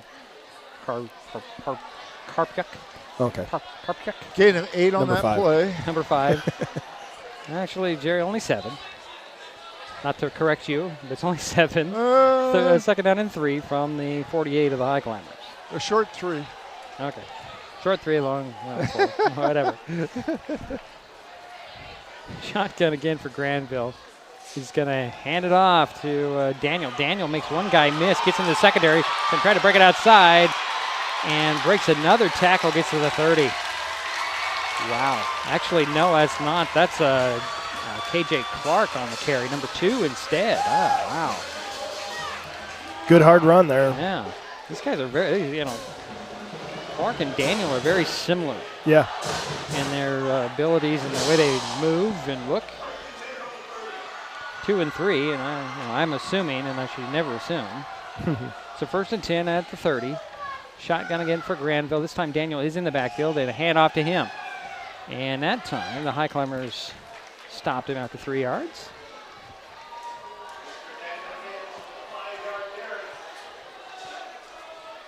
$5 yards. I don't think it's 5, Jerry. It's 4. It's 3. We're going to argue. 3 yards. Okay, I'm going to give it 4. Okay, whatever. 2nd down and 7 from the 27. That's a. Going to argue about marker yards here. There's a game of inches. All right. Shotgun again. 6:34 and counting. Here's a handoff, and this is Clark. Clark tries to dance around. Might have got back to the line of scrimmage. Looks like he just got back, maybe just a little bit shy, but for all intents and purposes, no gain, no loss. So 3rd and 7 from the 27. Got that, Jerry? I got it. I will agree with you that it looks like 7 yards. You can't rely on the guy up in the PA. He's just barking out numbers. I don't know what he's looking at. So 6 minutes to go, 3rd quarter. 7-0 Heritage with the lead in the ball. They're on the Highclimber 27-yard line. They're going to go 2 by 1. McGraw is going to go in the slot on the far side. Karpiuk, the wide out. And the play clock ran out on the T-Wolves. They get delay a game or did they get a timeout? They must have got the timeout. No, they're marching it off. They got. Are they? Delay a game. Yeah, they are. It's a delay a game. Okay. That's a big help. So that'll bring them back to the 32. Yeah, that's the first penalty this half for either team. It's a 3rd and 12 for Heritage. Clock is stopped at 5:41 to go, 3rd quarter. Because the coaching staff for Heritage all pointing at the play clock. Yep. It's one thing if the guy's got his hand up in the secondary, but there's a big old clock back there. 5 on the clock now, and Granville gets the shotgun snap. He's going to take it himself and get to the 26-yard line. They'll likely go for this. You would think it's going to be 4th down and 6. It's a 7-yard pickup, Jerry. Yeah. if you're waiting for the official spot. That's where the defensive back's got to defend the sticks, right? You don't let anything behind you, obviously, but look for those out routes and those short little dump offs to get this ball in space. Important stop for the Highclimbers here. Oster the wide out on the near side. McGraw's going to go in motion, come to the near side in the slot. Karpiuk on the far side, and a sling out there to the tight end. Haven't seen him. Number 44 catches it. That's Dower to the 20. Actually, the 18 down. Gets the first down. 1st and 10 for the Heritage T-Wolves. 8-yard pass play. Tight end has not had much action in this game at all. No, not at all. Darrow, number 44, with the reception. And Heritage is in the red zone. 1st and 10 at the 18. 4:25 to go, 3rd quarter. Shotgun for Granville. 2 receivers on the short side of the field. Low snap goes on the ground and picked up by Davis. And he'll just kind of roll in a loss on the play. Post was Isaiah James is a senior, though. Loss of 5 on the play. Ball back at the 23. Under 4 minutes to go, 3rd quarter. 2nd down and 15 for Heritage. Shotgun again for Granville. 2 receivers the far side, 1 on the near side. High snap, ball that goes, well, smart play by Granville just to fall down. The snaps have been low most of the quarter, and now they're high. Interesting. Yeah, that causes a quarterback a little bit of frustration there. If you don't know it's going to hit you right in the chest, you got to delay everything to make sure that you secure the ball. With a little bit of uncertainty right here, you're going to see him hesitate just a half a step to make sure he takes control of that snap. 3rd down from the 28. Have to get up to the 12 for the 1st down, folks. Yep, 3rd and 19 here.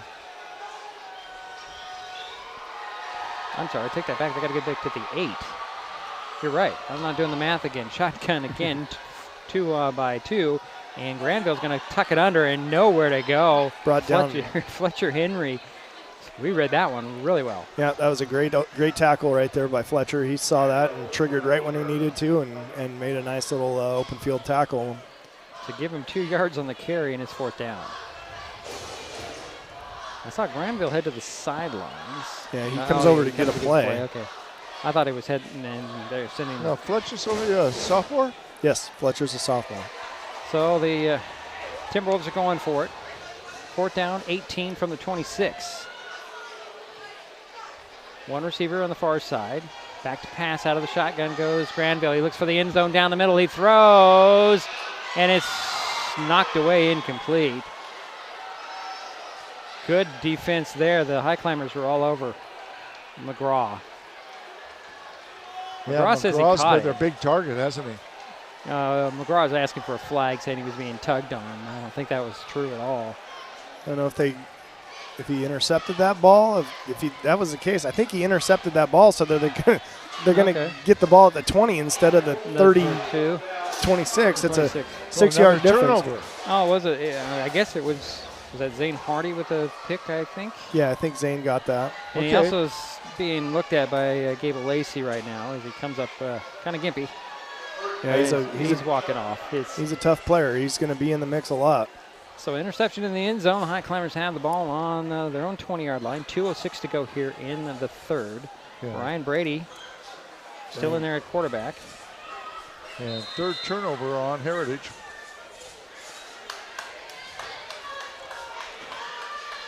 So a receiver on each side. Brady will go out of the pistol.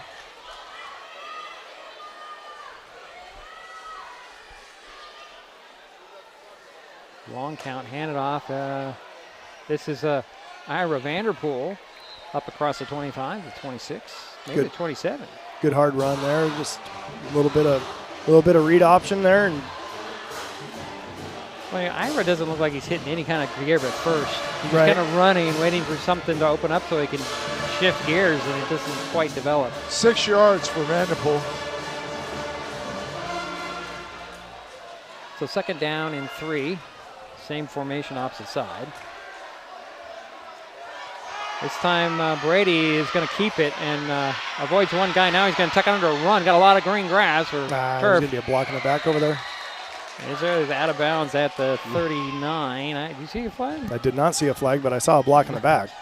You know, if there's no flag, it doesn't happen, right? Also true.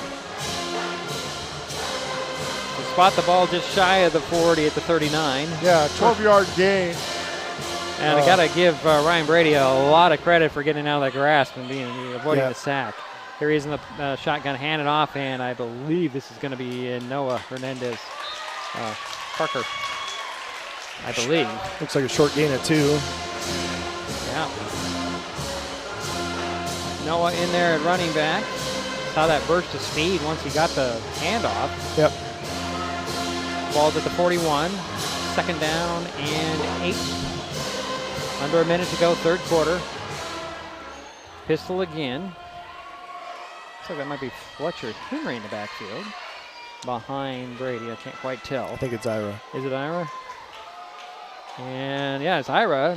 And he did not get the handoff, and Brady's in trouble in the backfield. Nowhere to go. I guess it was that stance that threw me off, maybe.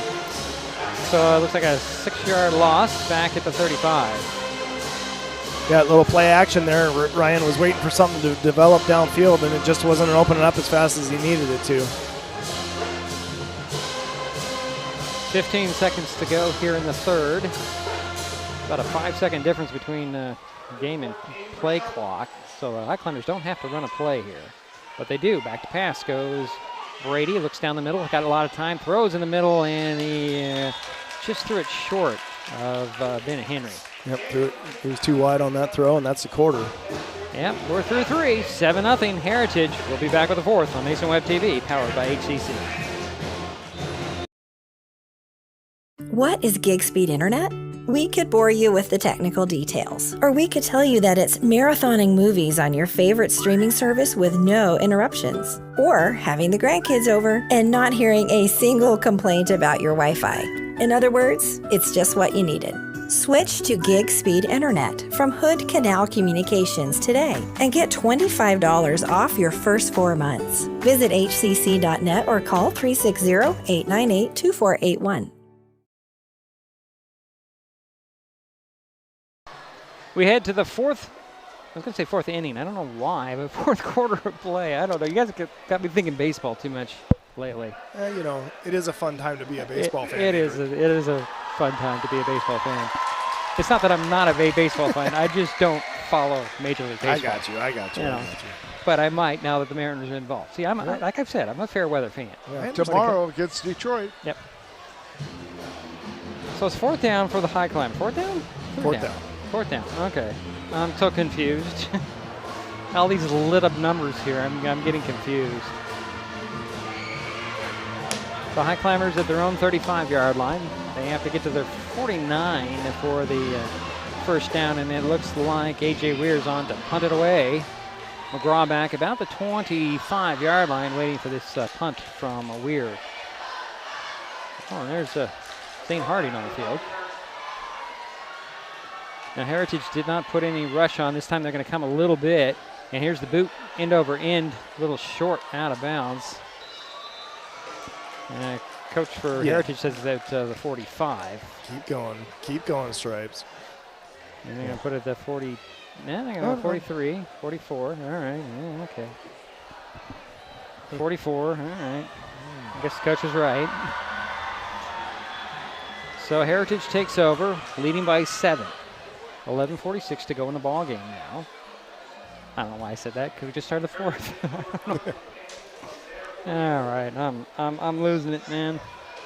14 ticks of the clock have gone away. You're doing fine, Diedrich.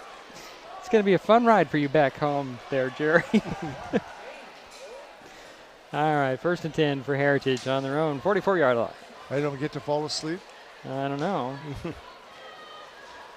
Got to have my energy for tomorrow. Yeah, I know. It's more important that Jerry sleeps on the way back. As long as I'm awake for the drive, it's all good, right? I'm going to fall asleep 5 miles from here tonight, so. You're not driving, so there you go. I'm not driving. I'm going to go right over to the hotel and take a nap. Oh, hotel. I thought about that. I have. Yeah. For these trips down here. It just is a long drive home. Yeah. Yes, I know. It'll be tomorrow when we get home. Yep. I said that to somebody who asked me about my day this morning, and they said, yeah, it's going to be a long day. I'm not going to be back till tomorrow. And she just went about her business. Did not want to hear my story at all. So little does she know.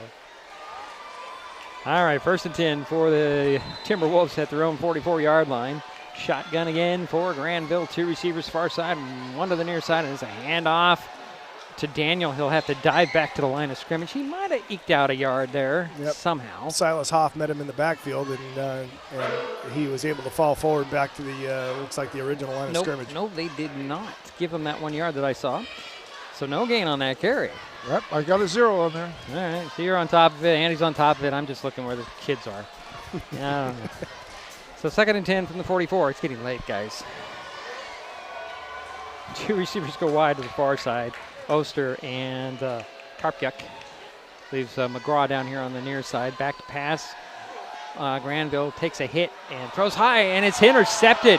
That is Bryson Rooks up the far sidelines. He just couldn't keep it in bounds. Great job. Great job by Bryson right there. That's that tip drill, right? You work it a million times in practice. Always expect a deflection, especially on a high ball like that. He was in the right spot to pull it in. So he did return it to the 35 of Heritage. 1st and 10 for Shelton there. 4th turnover for Heritage. It's time to capitalize on one of those turnovers now. It's the Highclimbers are in great field position, and they have a lot of good things going for them right now. Ryan Brady still in at quarterback. He'll come out with a play. It's in Jaden Gray wide to the near side. Go out of the pistol does Brady. Vanderpool behind him. Gets the handoff. Vanderpool trying to stretch it out. Turns it upfield at the numbers. And he's on his feet to near the 22-yard line. Good run by Ira right there. That's that outside zone they've been setting up all night, and they finally got that edge sealed. Ira got his foot in the ground when he needed to and got plenty of room for the first down right there. 13-yard gain by Ira. So 1st and 10 from the 22 are the Climbers. Pistol again for Brady. And it's going to be a handoff, and this is Manzo, Alberto Manzo on the run. He'll break it up the numbers again and get a first down.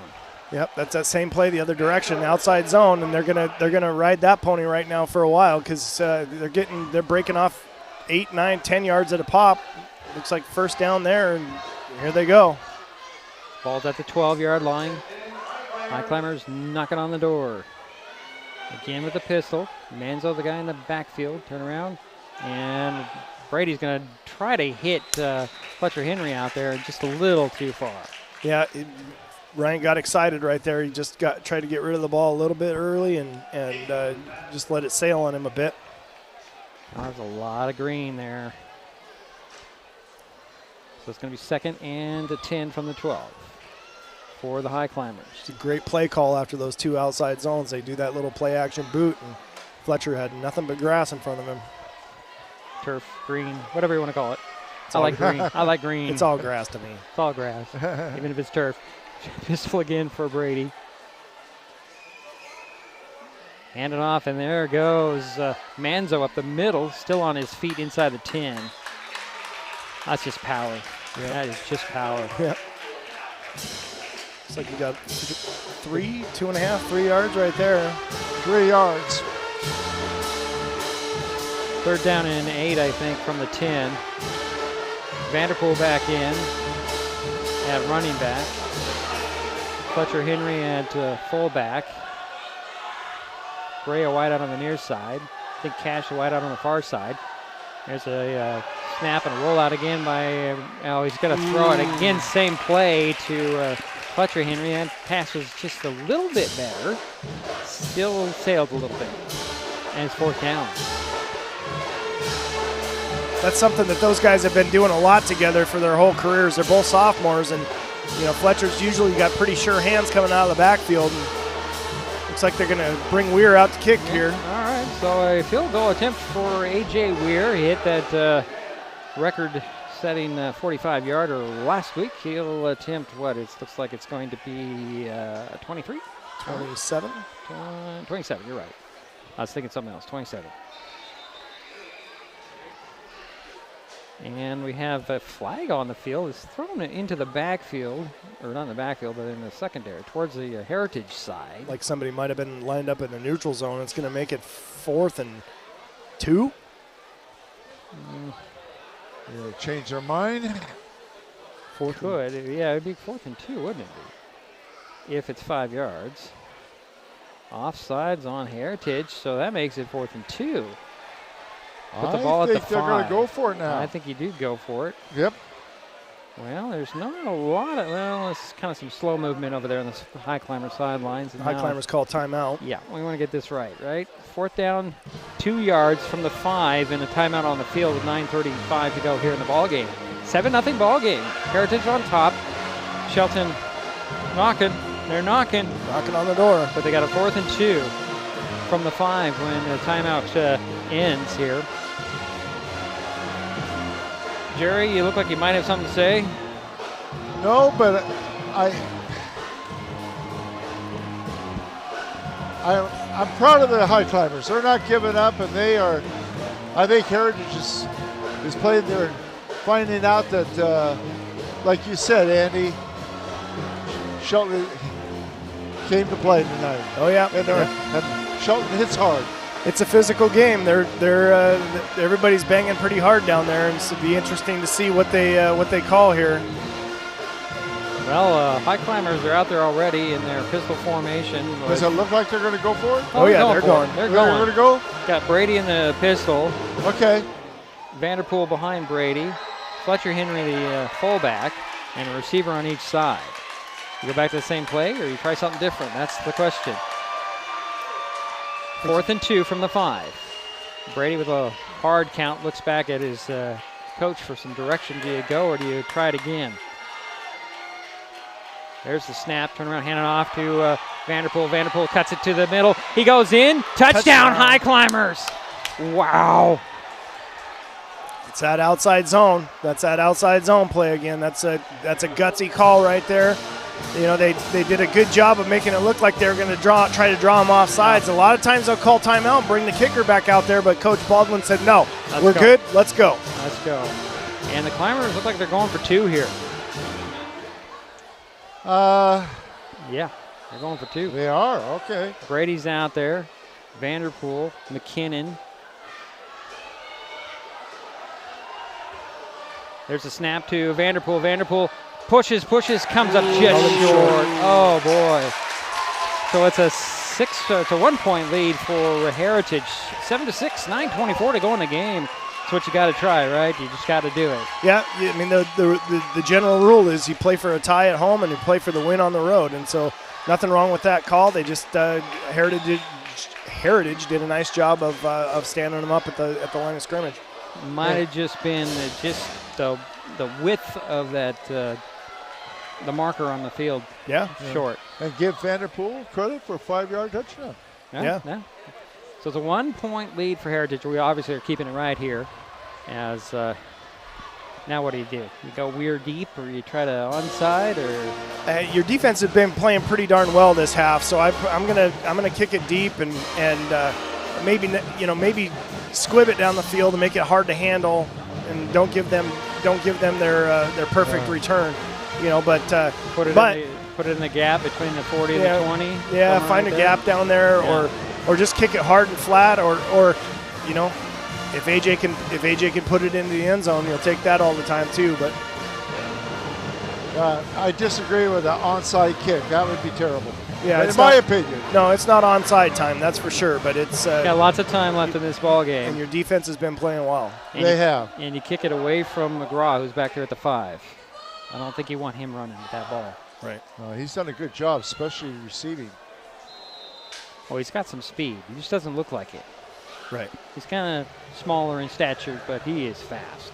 Here's the run up by Weir. He's going to squib it. It's going to be picked up at the 25 to 30. This is Karpyuk to the 40, 45, gets it outside, and it'll be driven out of bounds near the midfield marker. I think it was Owen Carroll on the tackle at the 47-yard line, 48-yard line. Wow. Well, keep it away from number 1, but number 5 kind of hurts you. Yeah. Yeah, no, it's a good job fielding that ball and getting it upfield. I mean, a lot of times you'll see that guy just lay down it, but when one of your athletes gets the ball in space, you got to let him get what he can. Big stand for the Highclimbers. The 1st and 10 from the 48 are the T-Wolves. A fake handoff and a swing out to McGraw. McGraw on the wide receiver cannot get by Sharky French. Nice tackle by Sharky, but a gain of about 6? Yeah, it looks like 6. To the 46 of the Climbers. 2nd down, 4 coming. 6 yards on that carry or that reception. Yeah, they got that safety. They got that safety playing off, and they took advantage of that cushion and got it out there in space. So McGraw comes wide here below us. Oster wide out on the far side. Karpyuk on the slot, and the handoff goes to Daniel. Daniel at the middle, stopped just short of the 1st down marker at the 43-yard line. It's going to be 3rd and 1. Yeah, gain of 3 on the play.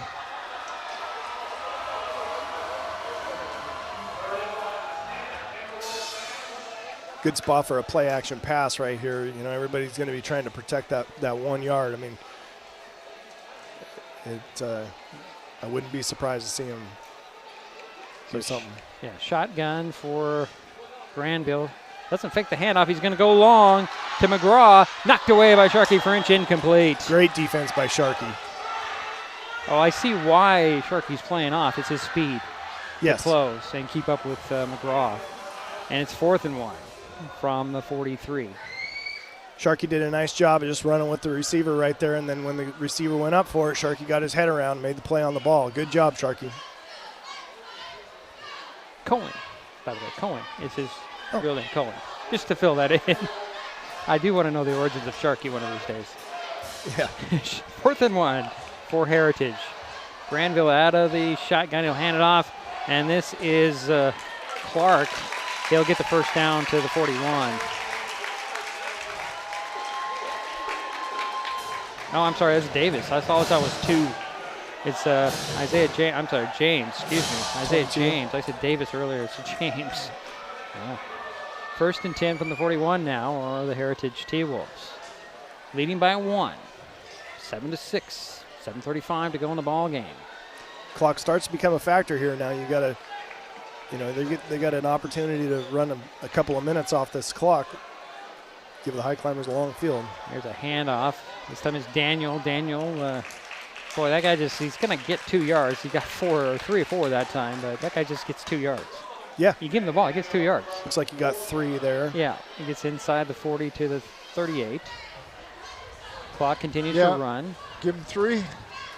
2nd and 7. 7 minutes to go now, and running. The clock is running. Probably going to keep the ball on the ground and just chew up clock. Well, we would expect that, but you never know. Yep. Clark in the backfield with Granville out of the shotgun. He's going to fake the handoff, and he'll dump it off to McGraw. McGraw makes an outside move, and Highclimbers all over that after the catch. 3rd and 1 again. Yeah, 3rd down 1. Ball at the 32. Gain of 6 there. Looks like they're really challenging Sharkey on this outside with McGraw. Yeah, it's a good matchup. It is a good matchup, and you can see how much of a cushion Sharkey's given him there, and they're going to try and take advantage of that. So shotgun again. James back in there at running back. He'll get the handoff. James cuts it up the middle. I think he got the 1st down. Very close, though. 31 is dropped. Very close. Yep. Nope, they gave him the 1st down. 1st down at the 31. And that's the 12th 1st down for Heritage this game. Emmanuel Daniel back in the ball game at running back for the T-Wolves. That's another good name, Emmanuel Daniel. Emmanuel Daniel. By design, I'm sure. Oster goes wide to the far side. They're going to put Karpyuk on the slot on the near side. And McGraw as a wideout. Shotgun again, handoff. Here's Daniel at the middle. He's going to break a tackle and spin his way to the inside the 25 or to the 25. 6-yard gain, and it's 2nd and 4. Highclimber defense looks like they're getting a little bit tired. They're shuffling some players in and out. They've been on the field a long time on this drive. Yeah, 5:10 to go here in the ball game.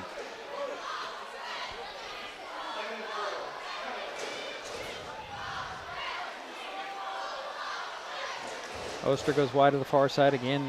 Karpyuk is in the slot on the near side. McGraw wide on the near side. Out of the gun goes Granville. Daniel in the backfield.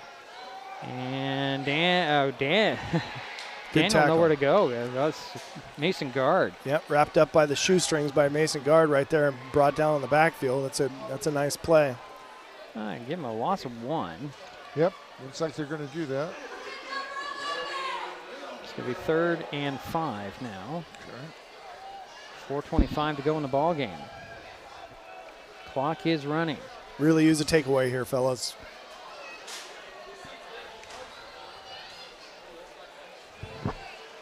So it's KJ Clark in the backfield with Granville. Oster wide to the far side. Karpyuk, the slot receiver, far side. McGraw likes this near side. There's a handoff to Clark. Clark bounces it out outside. Going to cut it up the numbers there at the 20, 15, 10. Run out of bounds inside the 10. Yikes. Yep, good play design.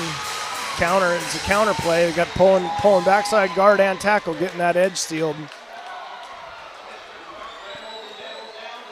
16-yard carry. So going to be 1st and goal from the 9 and now for Heritage. Under 4 minutes. 3:58. Clock is stopped. Darrow out.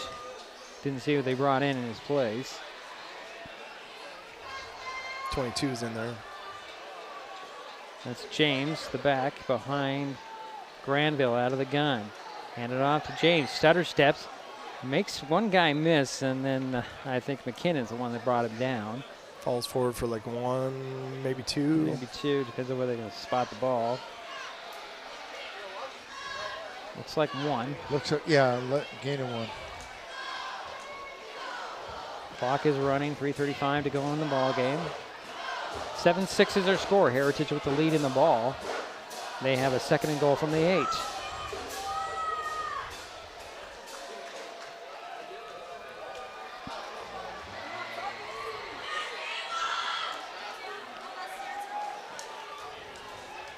Clark is in the backfield this time with Granville. He'll get the handoff up the middle to the 5.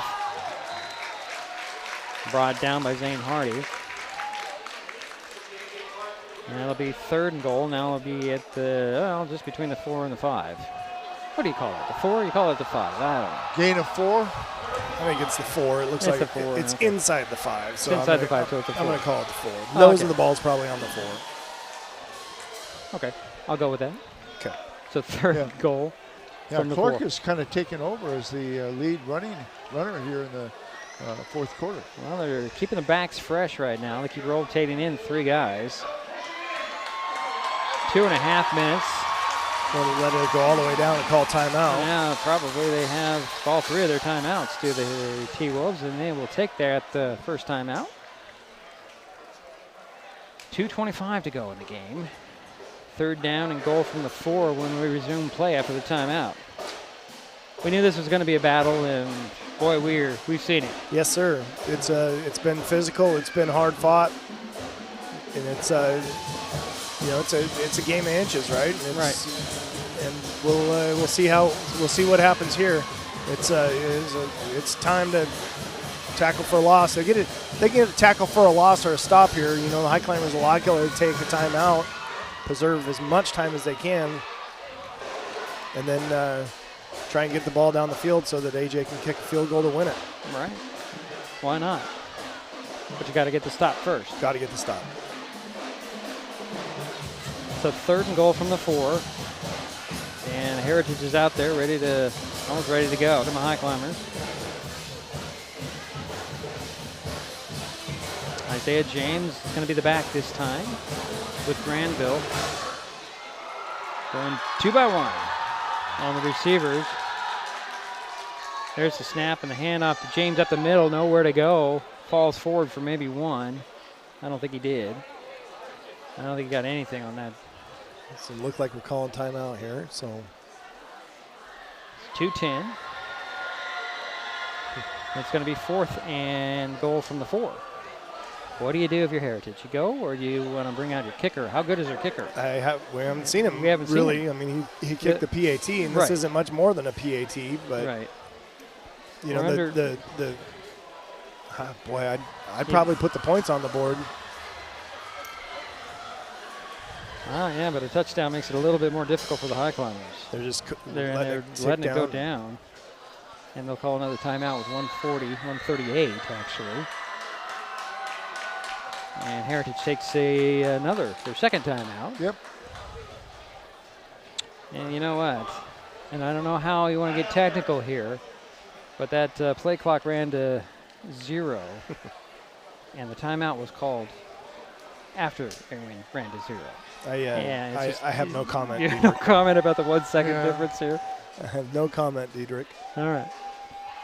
1:38 to go in the ball game. Another timeout by Heritage. They have a 4th and goal from the 4. And the conversation down there and the guys in purple are probably like, let's go, let's go, let's go. Yep. And the Highclimbers have all 3 timeouts left. No, there's 2. There's 2. Two timeouts left. Okay. So depending on how this play works out, the Highclimbers probably have about 1:20 to work. And they're ready. Yep, you're right. Yeah, they have. Looks like they're bringing their offense out. Yeah. So 4th and goal from the 4. Watch a hard count here. Try to get him jump off sides, get that a little bit closer. Shotgun again. James is the back. And snap to Granville. He's going to throw for the end zone. Wide open is McGraw. He catches a touchdown. There's a flag in the end zone, and there's a flag back here where it looks like they roughed the passer.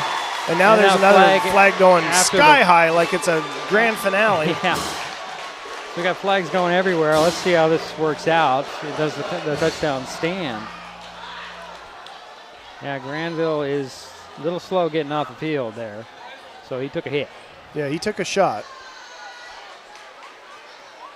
And we got to work out what's going on in the end zone, as there are 2 flags in the end zone.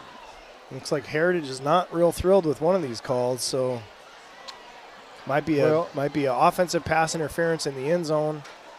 and a roughing the passer, and then after the penalty, after the play, there's another penalty. And so it could be. So if it's offsetting, is that what you're saying? I'm saying, but as a dead ball, doesn't that take precedence after the offsetting? Yes, I think so. What I think would happen is it'd be offsetting penalties, and then there would be a half the distance penalty if it's against the Highclimbers or whatever. Yeah, if it's because it was pretty grand. I saw it flying up there. It was almost as high as the top of the goal post. Yeah, it was a well thrown flag. So something happened down there. So you're saying there could be 3 penalties? I think there are three penalties on the play. Okay. We're pretty sure about that. It's the one that happened after the play. Right. It's the one that's going to decide what happens here. And they're going to go talk to Coach Baldwin and explain to him what's going on. And let's see what the guy in the white hat decides to do. Possibly you go halfway. Pass interference offense. Personal foul. Roughing the passer. Defense. Those offset. Dead foul. ball. Unsportsmanlike. Ooh, on Heritage. Oh boy. They redo 4th down, but it's going to be 15 yards back. It'll be back at the 19. Now that changes your decision making, doesn't it? Wow. And there's a minute and a half to go in the ball game as well. Crowd does not like that call at all. No. And there's been very few penalties in this game. That's the first penalty on Heritage this half. Right, since the 2 at once. Yeah. Huh? They got 2 at once. One's offsetting though. Right. Yeah. Well, okay, but I'm it's going to be 4th and goal from the 19, just to settle everybody down here after the penalty.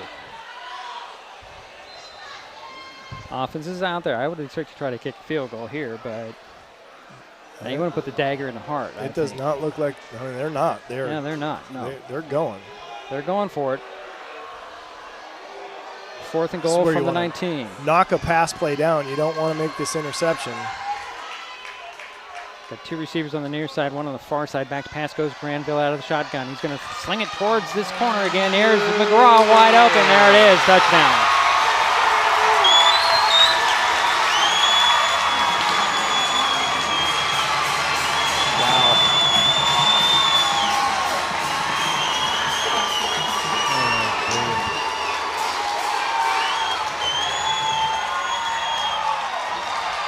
Boy, the crowd just loves that, don't they? Yeah, I mean the corner was carrying that guy vertical. He made an inside move. The corner went inside, and then he broke it off to the post to the corner and corner of the end zone. Put a nice ball out there. He's wide open for the touchdown. So Ramirez is on to kick the point after. Karpyuk is the holder for the T-Wolves. And we have a timeout by Heritage here on the for the point after attempt. 1:22 to go in the ball game. If it wasn't for those penalties, I'd be pretty close to the timing, but it's I'm off now. But yeah. So the point after is very important here. Yes, it is. I mean, it's 13-6 right now. Point after would make it 14-6, and that puts more pressure on the Climbers. They got to go for the 2 points if they score a touchdown. The Highclimbers. Well, they gotta get through this point after. They gotta control the ball on the kickoff and march down the field. In about a minute, I'm gonna say minute 15. All true. Yeah. About. And thank goodness they do have a couple timeouts left. Right. The Highclimbers. So here we go again with the point after attempt. After the 19-yard touchdown pass from Granville to McGraw. There's the snap. Little off. Kick is up. Oh. Kick is good. Is there any question? 14-6. We'll be right back. Mason Web TV, powered by HCC. In life, things aren't scripted. If you're an athlete, we need people like you and translate those skills to officiating. You can get a lot out of it. It happens in every town, in every game. We never have a perfect game, but the rewards always outweigh the negativities.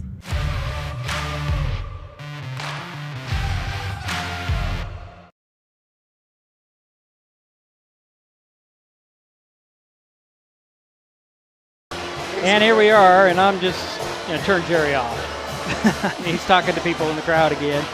He always does. He's the greatest ambassador that I could possibly have. So a kickoff here with 1:22 remaining in the ball game. 14-6 is their score. Heritage on top. And they're going to kick it to the Highclimbers. Don't know if they're going to give them an opportunity to return this, but boy, if there's ever a time for a big, long return, this is it. That's exactly right. Well, maybe another 62-yard return, huh? Yeah. Or more. All right. I don't think they're going to kick it deep, though. No, I don't think so either. I think that would be very foolish. Sebastian Herrera Cruz doing the kickoffs. Here's the run up and the kick. He's going to do it. Well, they did. Spin it, and it's going to roll into the end zone for a touchback. So the Climbers will have 122. My original explanation, my prediction, to go 80 yards. Well, got 2 timeouts, and I think they're going to throw a few into the sideline. Oh, yeah. Okay, 3 or 4. Yeah, but they got the timeout, so that, I mean, they don't have to go to the sideline. They can go to the middle of the field and still do all right. But obviously you want to preserve timeout, so it's likely you're likely right, but you don't have to go to the sideline. Not every time. Not every time. No, that's true. Ryan Brady will go out of the shotgun. He's got Fletcher Henry to his left. 2 receivers on the near side, 1 on the far side. Back to pass. He'll sling it over to the far side. It is caught and stays in bounds. He didn't get out, did he? No. Well, that was Hayden Cash on the reception after a short gain of 3. Clock is running, approaching a minute 5. 2nd and 7. There's a snap to the pistol this time. Brady's going to step up. Still looking downfield. They're going to sling it to the sidelines. Nobody there. They want intentional grounding to the T-Wolves. He was out of that box, wasn't he? Yeah, he's out of the pocket, and the ball got past the line of scrimmage, and so there's no foul there. Stops the clock at 39 seconds. 3rd down and 7 coming. Oh, the clock has been running here. It's going to be like 45-ish, I think. Yeah, it should go back a lot. Yeah, I was 39 when I looked, and now it's at 34. So I know at least 39, but I think it's more than that. Clock operators at home. Yep. The official's going to walk over here and give his hand signals and say, "Please put," whatever it is. 47. 47, okay. That's better. Yeah. That clock went down too fast. Well, it didn't stop when the ball was thrown out of bounds. Yeah. I got 42.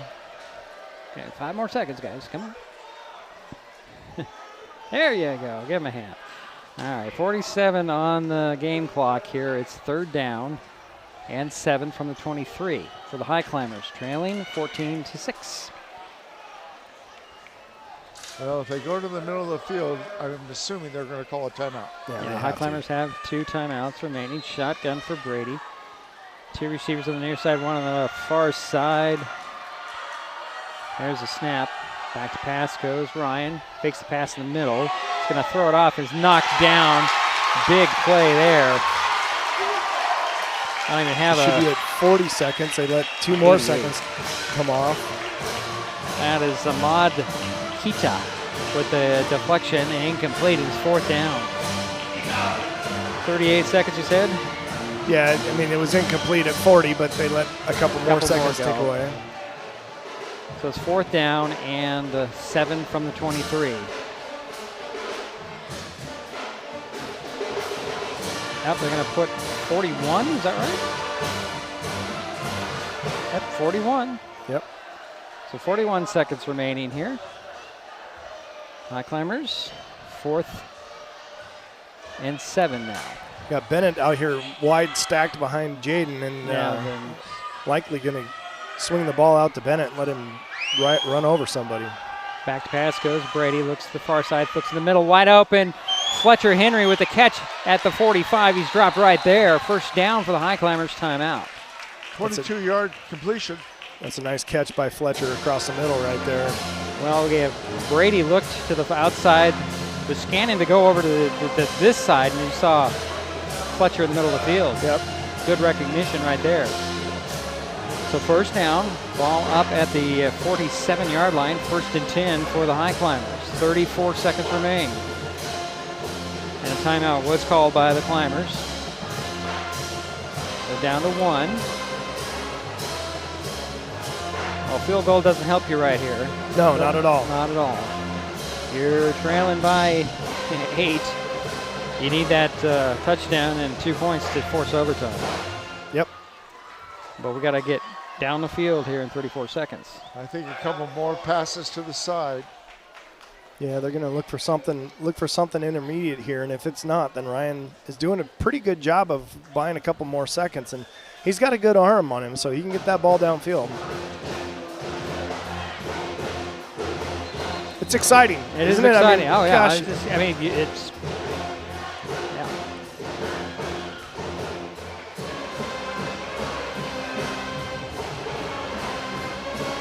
So it looks like shotgun for Brady. 2 receivers on the near side, 1 in the slot on the far side. Of course, Bennett Henry at the end of the line and a yard back. Did Fletcher in the backfield? Yes. Okay. Back to pass goes Brady. Looks and throws on the middle and is complete to Bennett Henry. Yeah, Bennett trying to fight for yardage. He's going to have to call a timeout. They did. Yeah. Good. 24 seconds remain here. And they'll spot the ball at the, looks like the 47. Oh, this guy's, yeah. He's moving them up. Yeah, it should be the 47, not the 48. We've got a difference of opinion here. And either way, it was a timeout by the Highclimbers. Yeah, this is what you want, right? Competing to the very end and having an opportunity to win. So this is it's fantastic football right now. It's fun. So 2nd and 5 for the Highclimbers. This line judge here is not moving out of his spot. He's very sure, isn't he? Yeah. The other guys on the far side are where the ball's marked. But it looked like Bennett had a lot more than what they spot the ball. Yeah. But, yeah, okay. 2nd and 5 coming. 24 seconds remain. 14-6 is their score. Heritage with the lead. Shelton with the ball. Shotgun again for Ryan Brady. He's got 2 receivers on this side. 1 on the far side. There's the snap. Back to pass goes Ryan. Looks to the middle. Sets his feet. Throws. And it's complete to Bennett Henry at the 40. Clock will stop on the first down. But there's a flag on in the backfield. Crowd saw something. I didn't see anything.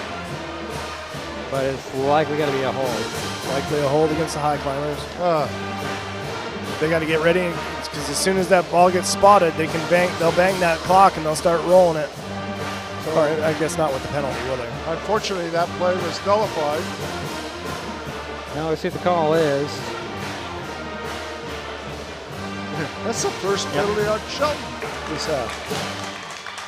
So it'll be 2nd down. And it looks like it will be 15. Ball back at the 42. Yeah. 15 seconds remain in the ball game. Somebody's got to make a play here. It's like pistol for Brady and company. High snap. Ball handles it well. Got time. He'll dump it off to Fletcher Henry, and he just knocked down. There's a flag on the sidelines. They're going to give him a targeting. That was.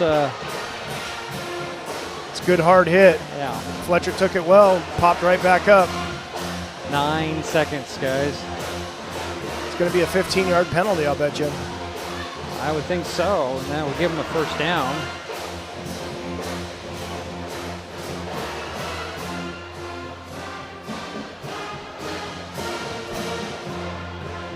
I don't know what we're talking about here. It seemed pretty obvious to me.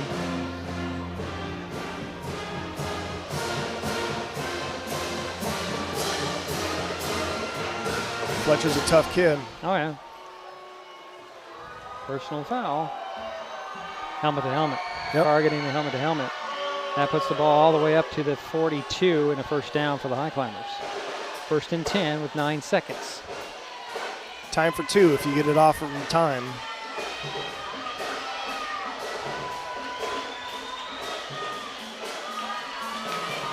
Two receivers on the near side, one on the far side. Pistol for Brady. Fletcher's still in there, right? He's the back behind him. Yep. There's the snap, back to pass goes. Brady has some time, he's going to go deep. Got a guy just overthrew him. He's going to be intercepted. Oster with the interception, and he's on the return. He should really just sit down. There he goes. And that will be that, but there were chances. Yep. And Heritage is very ecstatic because this is their toughest opponent so far. Yeah, this is a good win for Heritage. They lost to the Highclimbers last year, and so now they moved to 1-0 in league, and Highclimbers fall to 0-1. 14-6, the final score. We'll take a quick timeout. We'll be right back. It's Mason Web TV, powered by HCC. When the time comes for the assistance of real estate professionals, look to the team that has been consistently helping people buy and sell real estate for over 40 years in Mason County.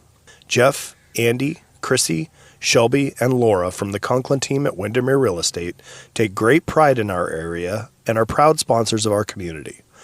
If you are interested to know what your property might be worth or want to find just the right spot, scan that QR code and drop us a line. We'd be honored to help. Nicotine in vapes can increase feelings of anxiety and depression. Though quitting isn't always easy, it's a great way to care for your mental health. When you're ready to take control of your well-being, choose the Tomorrow Health app. It's free for Washington teens and proven to work. Brought to you by Mason County Public Health and Mason County Substance Abuse Prevention Coalition. Neighbors help each other. It's how community works, and it's how we do business at Hood Canal Communications. We know you count on us for value-priced internet, TV, and phone service, backed by friendly local support. Your hard-earned dollars stay right here as we invest in our community, our people, and smart technology. Hood Canal Communications, keeping our community connected while being a good neighbor. Got fall projects? Here are a few that will save energy and save money. Weather strip or caulk around doors and windows, change filters in your heating systems, get necessary maintenance on your HVAC, clear weeds or leaves from around outdoor heating units, and set your thermostat to around 68. Colder temperatures mean higher power usage, so keep an eye on how much power you're using with the Smart Hub app. Learn more at pud3.org/tips.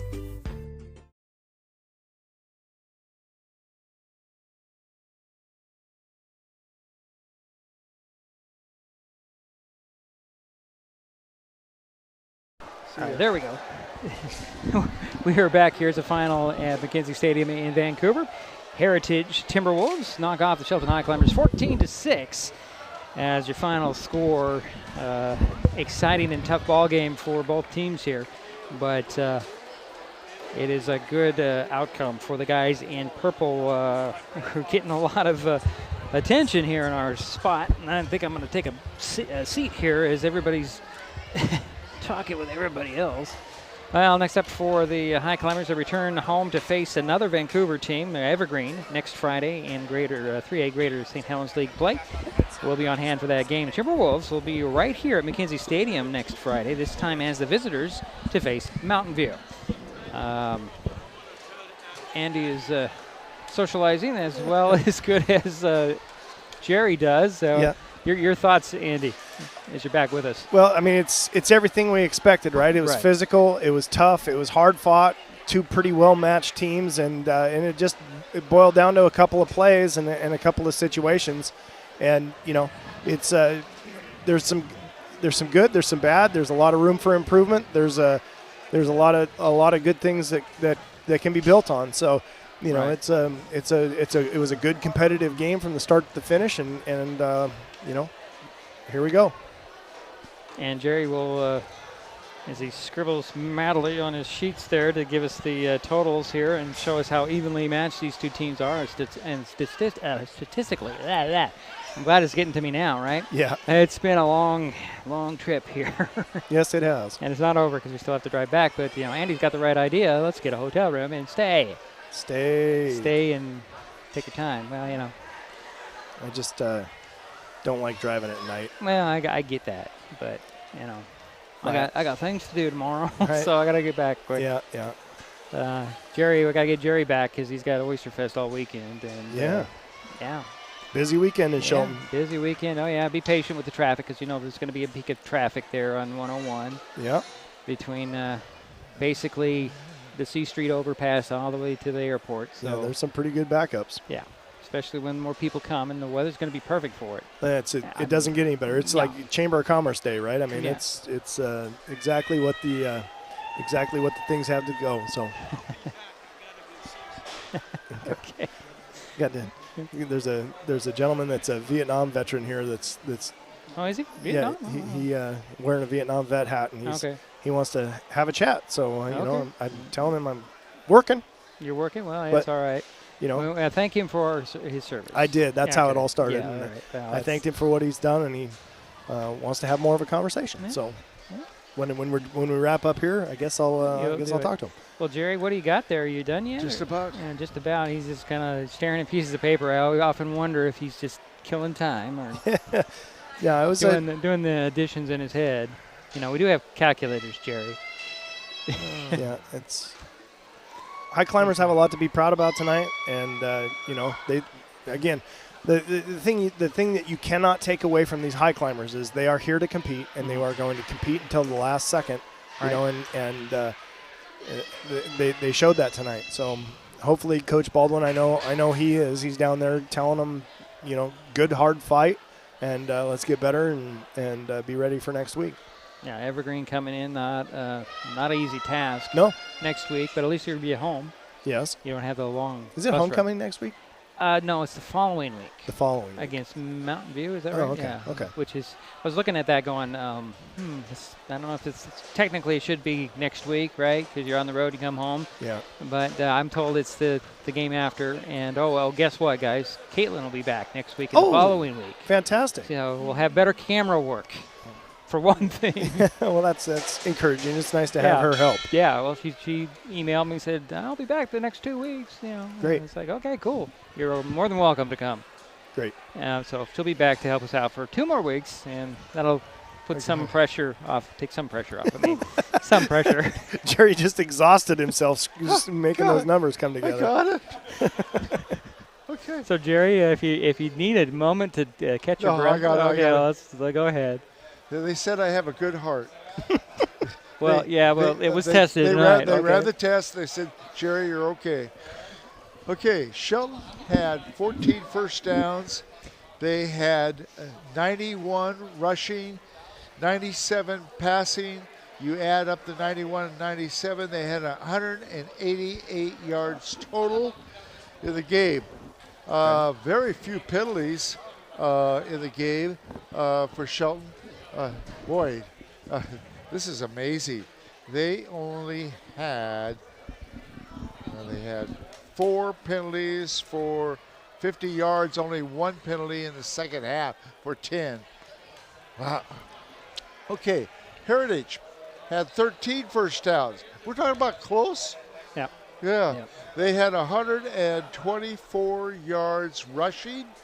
They had 147 yards passing. They had a total of 271 yards total compared to 188 for the Highclimbers. Okay, I do want to mention the offensive stats for the Highclimbers. They had a 5-yard touchdown run by Vanderpool. Unfortunately, the 2-point point after attempt was no good. Heritage had a 7-yard touchdown run by Isaiah Jones, and Omar Ramirez made the point after attempt, so it was 7-0. And then a touchdown was thrown to McGraw, a 19-yard touchdown pass, and the point after attempt was good for 14-6.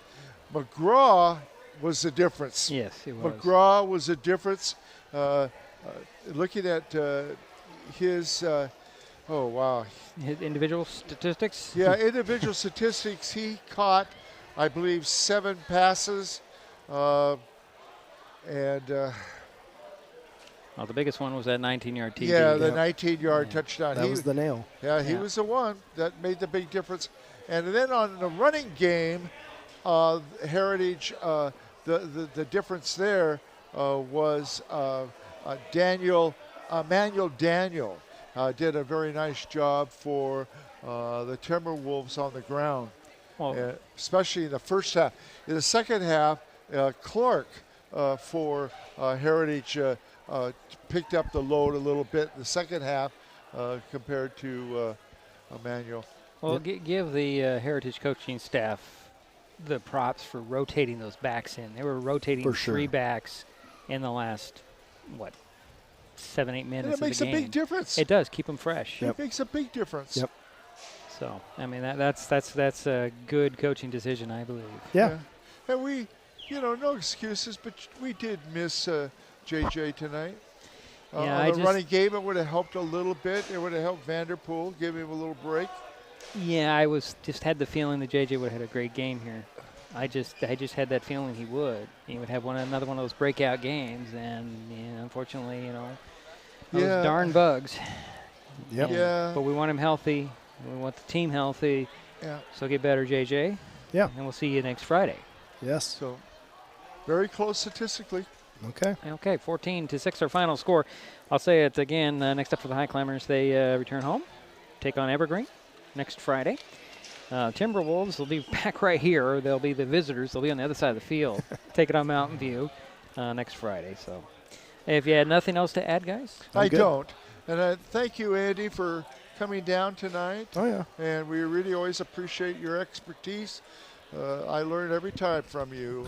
I've learned a lot this season thanks to you, buddy. And of course, I've learned a lot from Diedrich over many years. You learn how not to do things.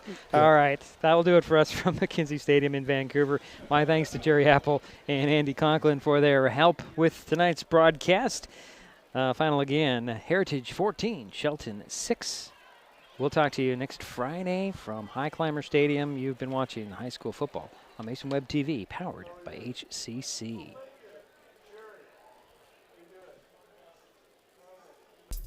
The preceding presentation on Mason Web TV, powered by HCC, has been brought to you by Hood Canal Communications, committed to providing quality services that exceed customer expectations in voice, video, data, and customer service, keeping our community connected since 1934.